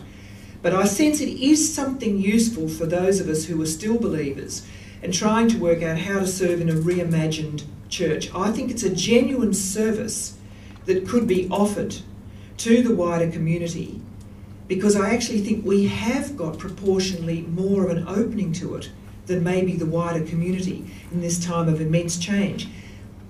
And dare I say, it could be partly by way of reparation for the horrors of sexual abuse and the shame it's brought. We could be the purveyors of a revived culture, not adrift from its past, but more assuredly tapping into what forms its identity, so that we do encourage people to be strong and supple, which is what I dream of for my children. I think it could be healing in every way, and for me personally, it offers the hope of renewal. Thank you. Geraldine, I'm reminded of a statement that might well be your starting point by Cardinal Suhard in Paris immediately after the war. Church was in crisis, and many of his teachings, I think, were part of what led to the Second Vatican Council. But I think it was the title of a book he wrote, Crisis is an Opportunity for Growth. Well, is this working? No. Look, that's, I was subbing, so we've got to accept that, but I just can't believe that. And I do think that there's enormous chance for growth if people do emerge from the grief, for all of us, tremendous grief, about what's sort of lost and sullied, and but then there's got to be something beyond that. And it's, I suppose, it's a question of how one thinks about whether you think individually or whether you start to try to think more broadly, and that's what Catholics always try to do, and offer something useful, I suppose. I sort of went through my peak splenetic rage around about 2 or 3 years ago, and I realised I just couldn't stay in that rage-filled place, and I just didn't. And it's quite interesting. You'll be sitting in the media, in a way, watching the rage come to people and seeing it, and knowing that I've just moved to a different spot. Yes? Can't hear it. Okay. Thank you. Knowing that I've just moved to a different spot to attempt to be more useful. Also, I just hated the feeling. I just couldn't stand it. So that's what I'm seeking to ask you to help me think about. Mentioning the fact that the church showed at that moment of the papal election the myth, the sort of ultra that we have, and I think that's part of the problem, the way I see it. My brother was for many years a manager with American Management Association, and once I was talking with him about the church and all the problems, and he said, when we go in to evaluate a company, we often find that the figurehead, the person with the titles that we are given when we come in, is not really the power. The power is behind. It takes us about a week to find out who is really running the company. When we find that out, we find out what to do. And it seems to me that the problem with the Catholic Church now is that we have this mystical view of it, which we think we can't touch because it's so ultra. So, but in the meantime, it's being run with the same problems of a corporation. It's being run with people behind the scenes that we don't see, that we don't, as you said, there's no transparency. We get the statements, but behind them are these other influences. Somehow we've got to learn to distinguish between the mythical, glorious, wonderful aspect representing Jesus, the body of Christ, and this very real human way of running the church. Well, that's the whole US Army thing, that little very substantial diagnosis of what had to go in structurally in order to get back to competence.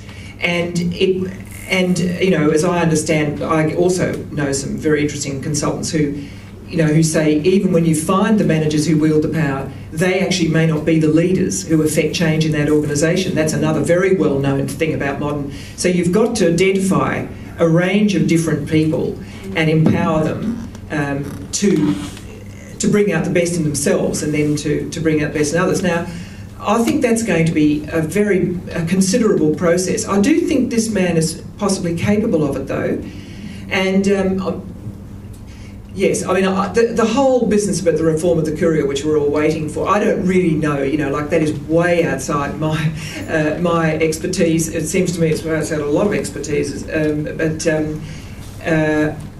but I suppose I believe that what I do want to see is him call upon the lay world. For me, I've decided that is going to be a very, very important marker buoy for me of whether he they'll need to work alongside people who know the church, but there's a lot that can be offered, and if that gulf remains, it won't thrive, I don't think. And it seems to me that the issue of relevance predates the serious issues facing the church today by a couple of decades. And in terms of generations, if we consider ourselves largely as a generation, the generation following us has largely decreed that things are irrelevant, and their children are going to be even more convinced of the irrelevance. So who are we reimagining for?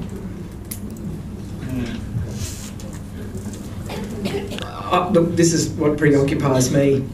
I sort of think to myself that this is why I think it is 5 minutes to midnight, just that whole notion of whether the church is speaking and offering anything. This is why I'm starting to think about whether its whole offering has to be somehow different. I mean, very much tapping on its traditions, but somehow a sort of almost an educative offer about who you as a young person are. We're going to help you feel more rooted to your culture and yourself with a sense of more purpose. I really do feel that's a new way of thinking, for me anyway. Now, of course, there is some evidence that that people will not stay without any symbolic life. They won't. They'll reach out for it, and there's quite a lot of examples of people like there's a new book out, I think, in God, Roy Williams, who's written a book about the religious affiliations of all our prime ministers. You might have seen it reviewed. It's just come out. Now, he was raised by Evan Williams, the film critic, and his wife. Lovely people, but to the best of my knowledge, raised in a completely God-free household. And Roy simply yearned for it and went right around them and has made himself, one of the better commentators on matters to do with churches around Australia. And I gather it's a great surprise to all concerned. But they're going to be too narrowly based. And I am very concerned about how we do that how we reconfigure now, while some of us have the energy, try to think how we might. And to me, it's got something to do, which I feel sort of amazing to say, it's more than theology, it's about culture. Now, you might really argue with me on that, but that's how I'm starting to wonder. I do want to take on that point because I think it's relevant to what Catherine said and what was said down here. In the Office of Readings this morning, I don't know whether any of you read the Office of Readings, there was a text from St. Augustine, and I really stopped and I said, I cannot read this. For all my love of Augustine, and I think he said some of the most beautiful and wonderful things, it was awful stuff. It was, if you do a hermeneutic on it, you can say, well, the backdrop is probably Pelagianism and too much emphasis. But basically what he was saying is, God found us and everything we do hateful, and it's only by grace. And what's his name? Martin Luther, of course, was an Augustinian, and one of his images for humanity under the atonement was a dung heap covered in snow. Now, it looks good, but it's still shit. Excuse me being vulgar, but I think these are very, very deep-seated ideas that have shaped the Catholic, not only the Catholic psyche, but the Christian psyche for many, many years. That's the sort of thing we've got to get at. We will be relevant if we become human. You were touching on an area there of the universal human. You didn't use that experience, but And I think it is the area of culture. Take culture seriously. Pope Paul VI, in his marvellous encyclical Evangelii Nuntiandi, said we've got to evangelise cultures. As it stands, that doesn't sound right. I think we've got to enter into dialogue with cultures, that would have been his way, and learn from, so that our humanity. There was a move at the Second Vatican Council to treat the church as ahistorical, it was something above history. And I think that goes into another idea, excuse me, I'll quit after this, but Karl Rahner says that the most enduring heresy for Christians, not only Catholics, mind you, but for Christians, is Docetism. That is, Jesus just appeared to be human. He wasn't really. It was a bit like Superman coming down and putting on the suit, the human suit, being crucified, doing his thing, and then taking off the suit, and he goes back home. Excuse me for being a little bit cartoonish, but there's the whole reality of incarnation, the enfleshing of God, still remains a project for us. We'll become relevant if we understand it, I think. We never will understand it, but there's a whole lot to be gained from exploring the flesh side of church. Is it possible, dare I say it, the sexual abuse issue may just open up that category a little bit more for us? In a very horrible way, but... I don't disagree with anything you've said, but when we all talk about the new church and the role of the laity and all of that, that's true. But somebody is going to have to lead that, and that's not going to be anybody who's a layperson. It really has to come with encouragement from the top. Now, I said it in a previous catalyst, I don't see any archbishop in Australia who I would see leading us out of that sort of problem. I mean, like most of you around here, I was well and truly aware of Vatican II. We were excited about Casillos, about the Spirit movement, about all of that, and the church was alive and it was well, and we were changing over to English, and that was real good for about 10 or 15 years, and it's all been downhill since then. Now, who led that tribe downhill? It wasn't the laity. It was the group in Rome. There are people in Rome. The man who introduced Pope Francis I, Cardinal Turan, would be one of them. He is open to all of that, and I don't know how we're going to be able to do it. In particular, I do not see how we can do it under the current hierarchy we have in Australia. Geraldine, we've all been pretty battered around by, being hopeful and optimistic and trying to talk to people who are still very viscerally disturbed by what's going on. So I encounter them all the time. And if we can't move, hopefully would be able to go back and say to some of these people, well, we went to Sydney and we listened to, the reimagining, and proffer the ideas that you're proffering today. I just don't know how it's going to go over.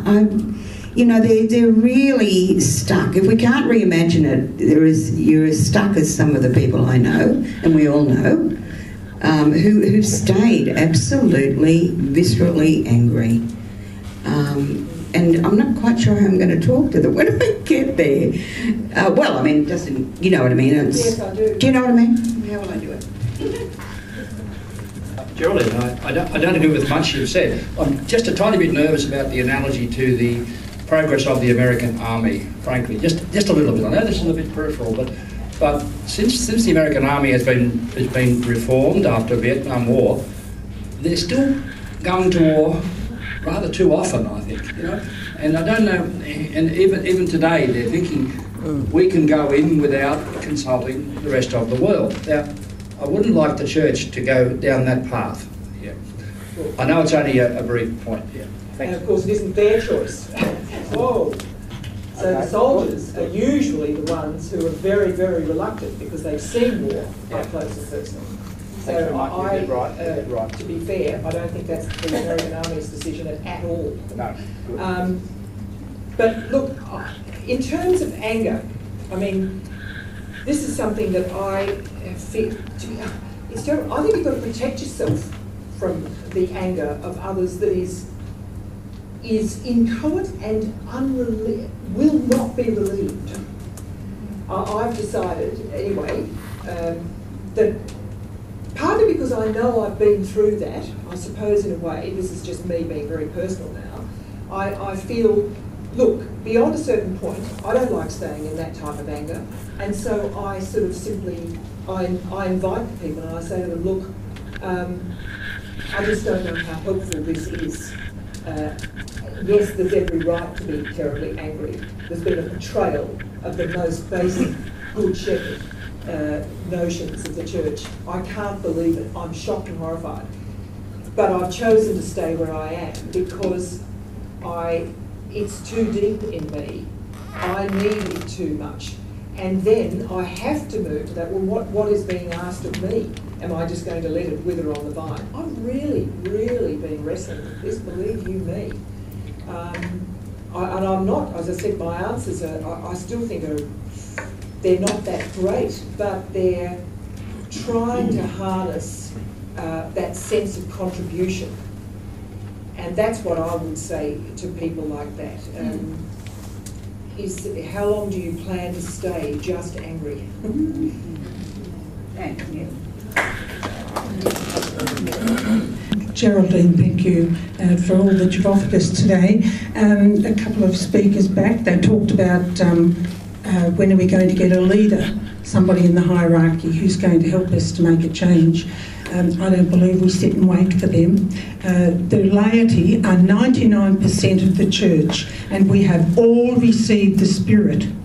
And I think that I look around the world where I live, and in the parishes, when you try to do something good and you put out a notice in the parish bulletin, nothing much happens. But when you go and invite people, you can get groups of people around there who are willing to take leadership, to take action and to do good things in the community. And I don't think we wait. I think that's the way we're going to reform the church. We're going to reform it by the laity, the people at the bottom who can see the needs and who minister to each other and to the neglected and to the poor and to the refugees. And if we get in and do that, the young people are interested in that. They really do respond to that.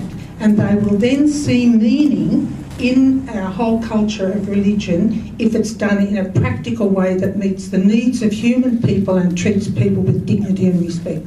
I don't think we should wait for the hierarchy. No, indeed.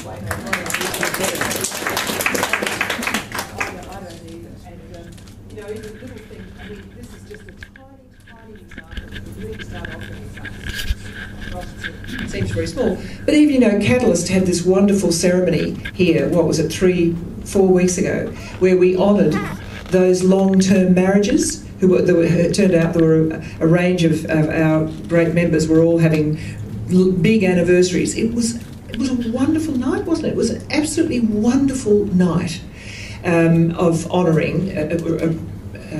Michael said Mass, and we all contributed, and Carol had done a wonderful job with music and so on, and eating afterwards. And I thought to myself, this was sort of a marking. Somebody had imagined a real sense of something public. It was a little ritual that had been imagined based around our heritage, and really was a time of absolute joy. Now that's what I sort of feel in a way, that there are times there's a great desire, a lot of people talk about the need for young people, particularly young men, to have almost like an augmented, something that accompanies the whole notion of confirmation, that rite of passage into being asked of them. I always say the Jewish culture invented, as it were, the bar mitzvah and bat mitzvah tradition at the turn of the 20th century. We all think this goes way, way back, and there may well be a long tail legacy, but that whole that was sort of came into being by them recognising, as they do so well, needs within their culture and their group, their particular culture, but needs that were very visceral, and their kids do a year-long study and love it. And it's become a massive, possibly overdone, celebration. Now that's imagination, in my opinion.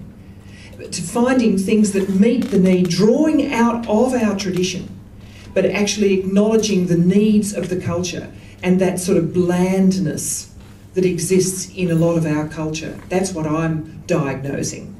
I think there's a sort of a great hunger for moments, sort of festivities, moments that mark the passage of a year, moments that say to people, this day is not the same as every other day. And that's what to me, there's a sensibility there that actually we have, more than a lot of other people who are non-churched or have never been drawn into a belief system. We just take it for granted. It's really quite precious and rich, but we've got to revive it.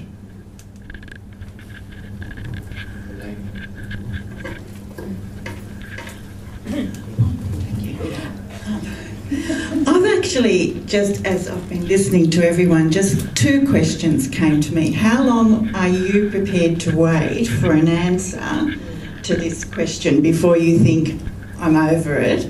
And secondly, is that the only problem that needs to be fixed before we can appeal to younger people to consider the meaning of life being more than just finding affluence and all these other things? Because I think human beings are basically meaning-seeking missiles. I think eventually they'll all come to some greater need, but the church doesn't exactly move as fast as the police or the armed forces in reorganising themselves. I mean, how long would you be prepared to wait before you saw something really changing to give you the faith to carry on?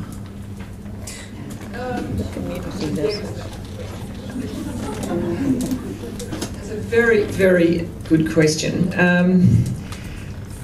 Look, I won't. I will be there till the day I die.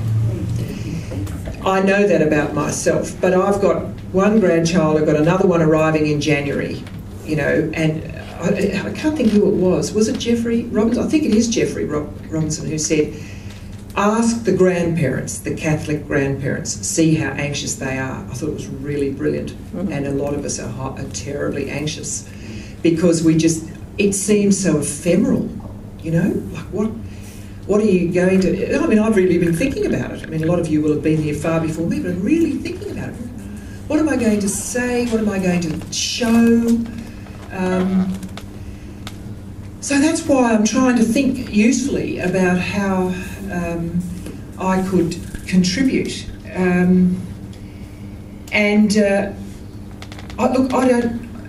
I don't know the answer. When you meet, it is interesting, when you meet, there's some very hope-filled priests around who actually, it's quite a surprise sometimes, I think, if they're in active parishes, I don't know whether they've chosen to simply avert their gaze or they've chosen not to stay mired in depression, but they will tell you about the numbers of people coming to them for marriages who are prepared to go through quite a lot, people from around the world, people marrying in all, merging different cultures, seeking out the priest and really being immensely proactive. These are young, successful people in Sydney. And it really helps them. It's there. It is 5 minutes to midnight, or maybe it's 8 minutes to midnight. But that's what I'm saying. That's what I really need. Yeah, I need help to think. I think we all need to now be really quite. If we've ever brought these skills to our working life, and a lot of us have been asked to do precisely this, we better start applying it to the church. Thank you very much, Geraldine, for today, and thank you also for your great courage and consistent searching, which you demonstrate in so many ways in the media. Your mention of the Vietnam War and the debacle that happened there, and I was reminded of the book by Barbara Tuchman, The March of Folly. I'm sure you've read it. It takes periods of history, starting off with the Trojan horse and then finishing actually with the Vietnam War.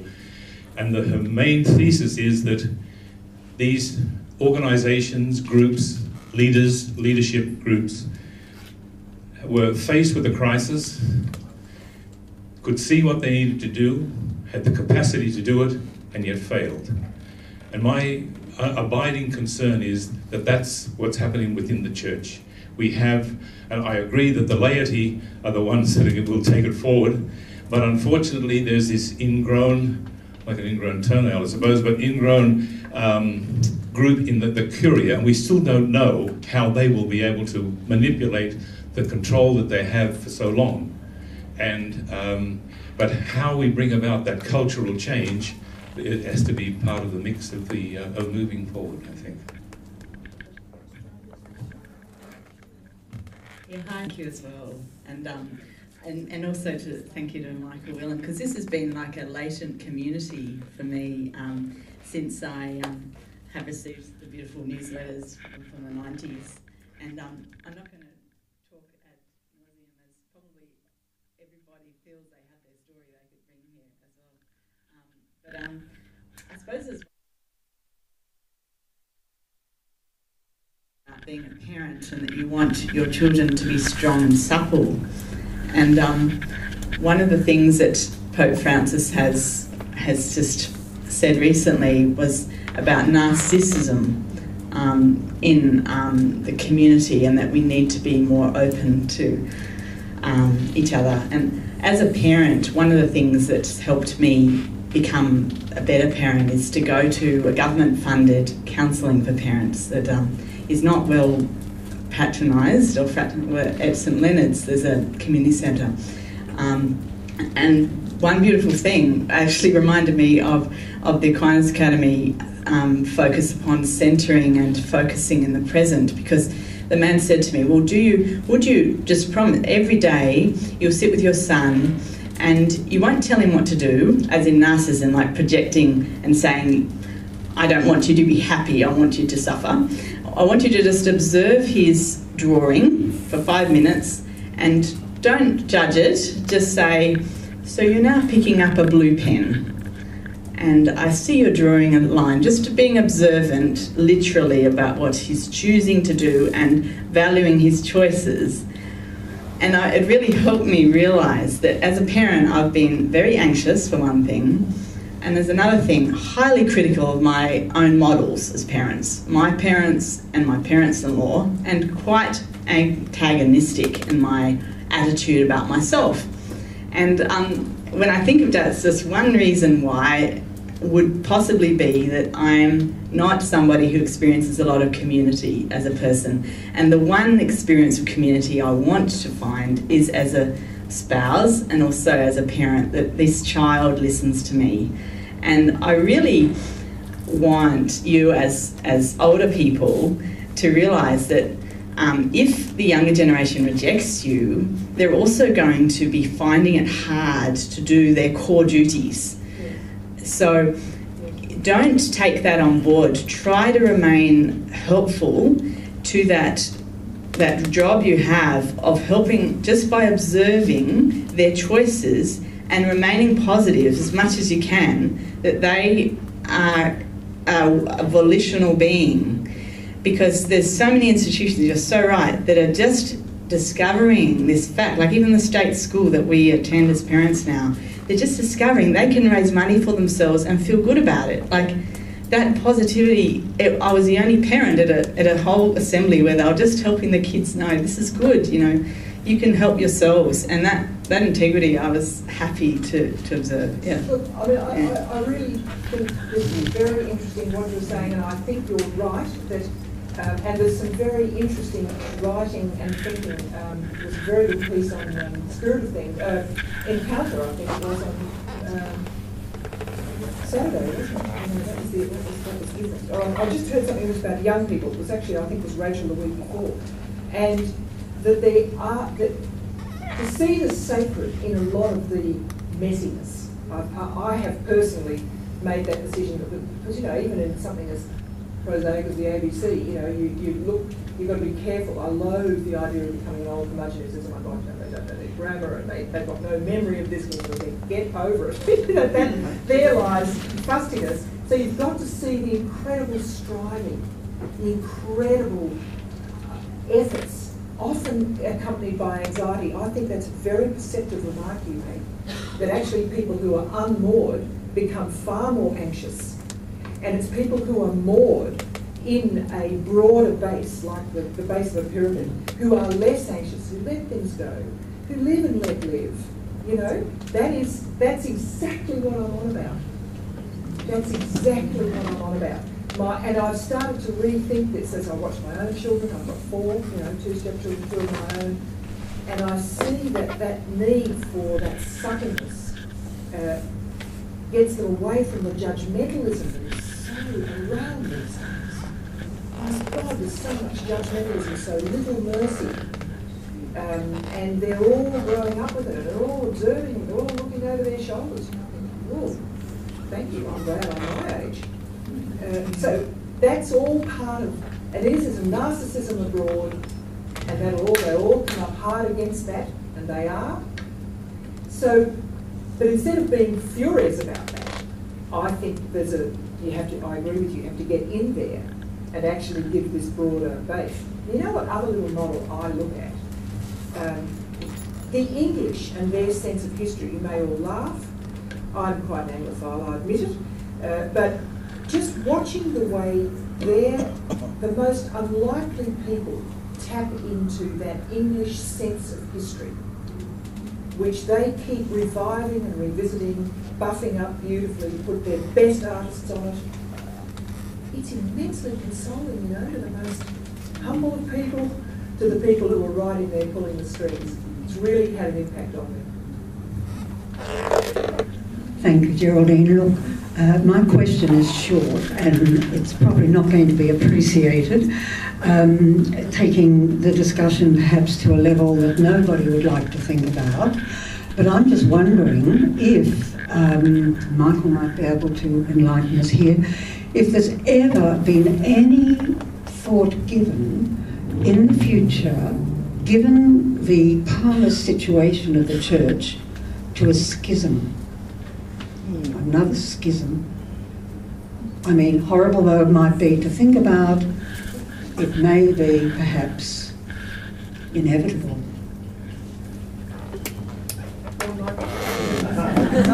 Well, I'd simply ask, is there enough energy for it? Really, I think indifferentism is the great enemy, but I don't want to be flippant in putting it aside. Others may have something to say. John, who's a historian, he might have something to say. Thank you, and thank you, Geraldine. It's been most interesting. There's a survey made among English hospitals, and they were trying to work out how you get the best outcomes. And they said it wasn't from getting a group of specialists who talk together and so forth. In the end, it all comes from the top. It's called the Revens Report, and that was made in the 1960s. But I think it could be an example also for us. The Revens Report? Revens, R-E-V-A-N-S.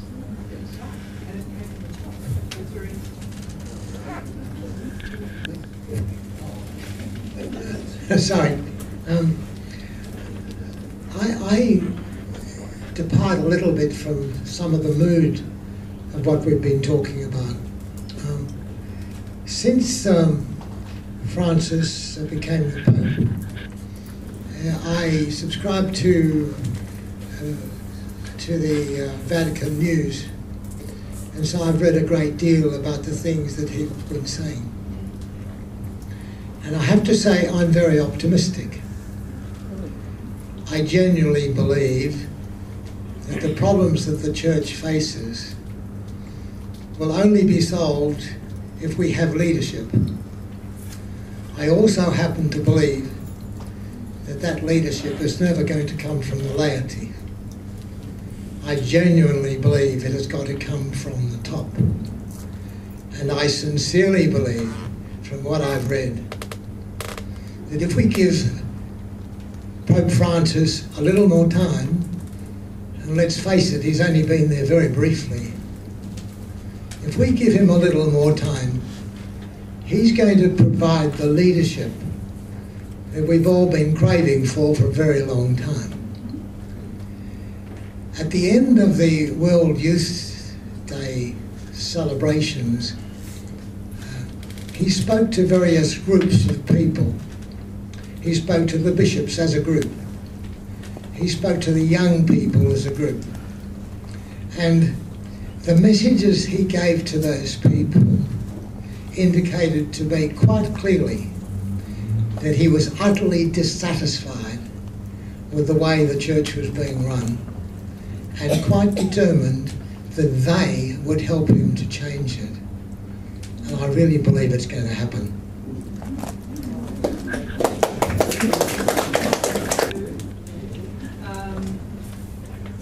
I'm not so sure that it's leadership. I think I'm fascinated with this question of leadership, because I firmly believe one needs leadership, but I also think it's diffuse. I think a lot of leadership. I mean, talking about the gentleman over there asked me a question. Somebody diagnosing it and just still not knowing what to do. That was the great. If you look at people like Mandela and de Klerk, in particular, de Klerk, for instance, who actually found a way to step right outside his own comfort zone and actually reach out. So he also knew what he had to do, but he flew in the face of so many of his own constituents. That's what's so interesting, and it seems to me the leadership change that is required often at the time. You know, Machiavelli wrote about all of this. You do it despite your followers, and it's only afterwards, subsequently, because it was so obvious. So I just think there's a special sort of political courage required. It's my view, to actually read it's much more than political courage, but I mean, it's got to be from within. I just don't know whether he's got that yet. I want him to have it, but I just don't know yet whether he has.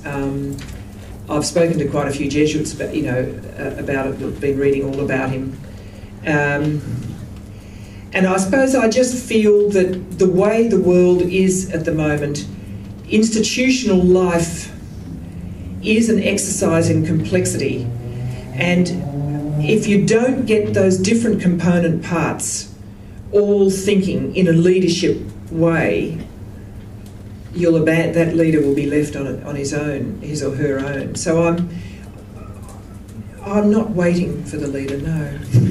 I'm not. But I totally respect your position.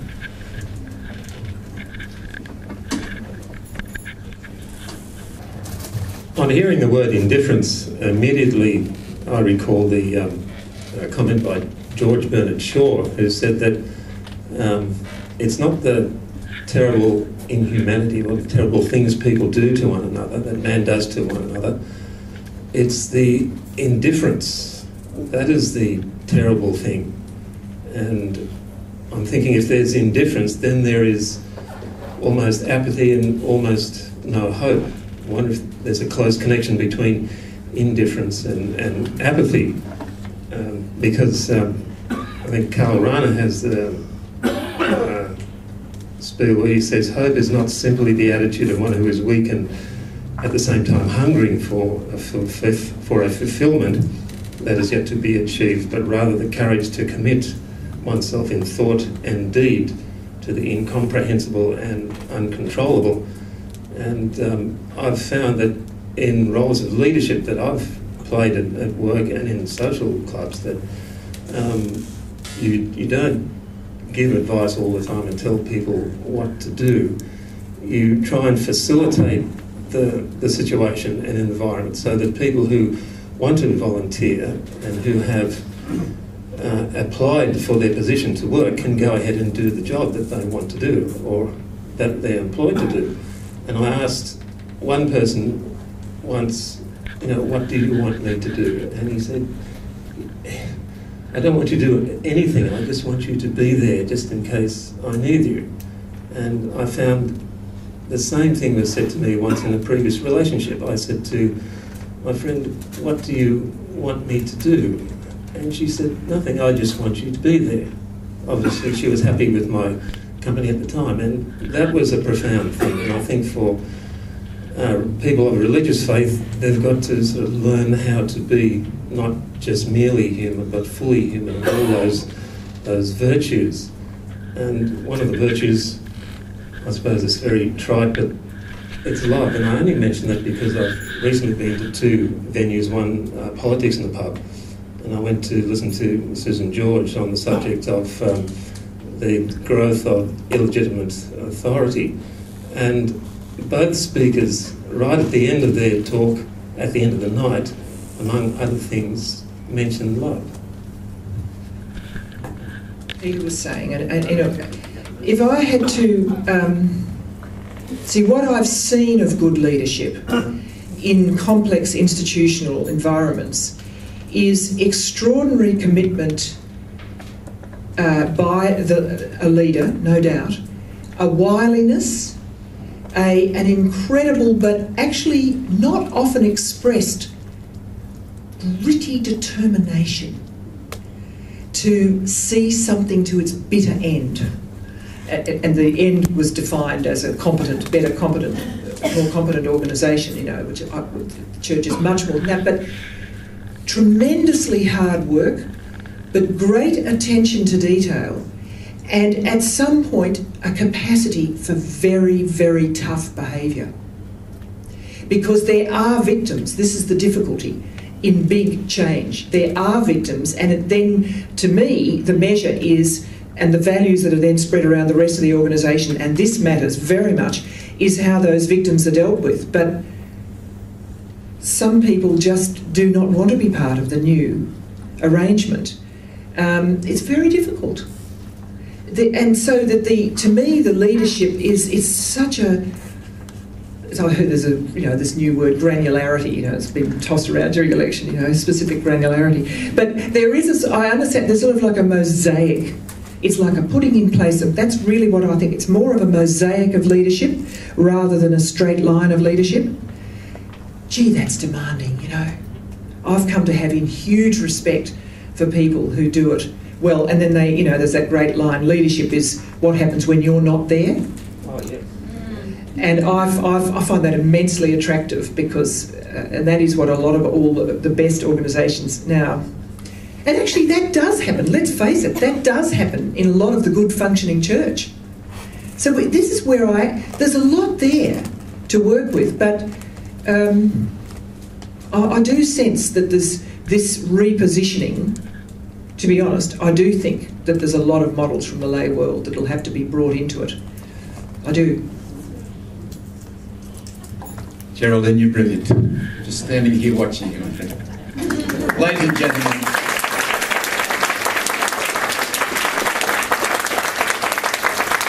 I said to Geraldine at the break, I think that's the best I've ever heard you, and I really believe that it may not have seemed coherent to you, but my goodness, you've made me think. You've been a real catalyst this afternoon, so appreciate it deeply. Thank you very much.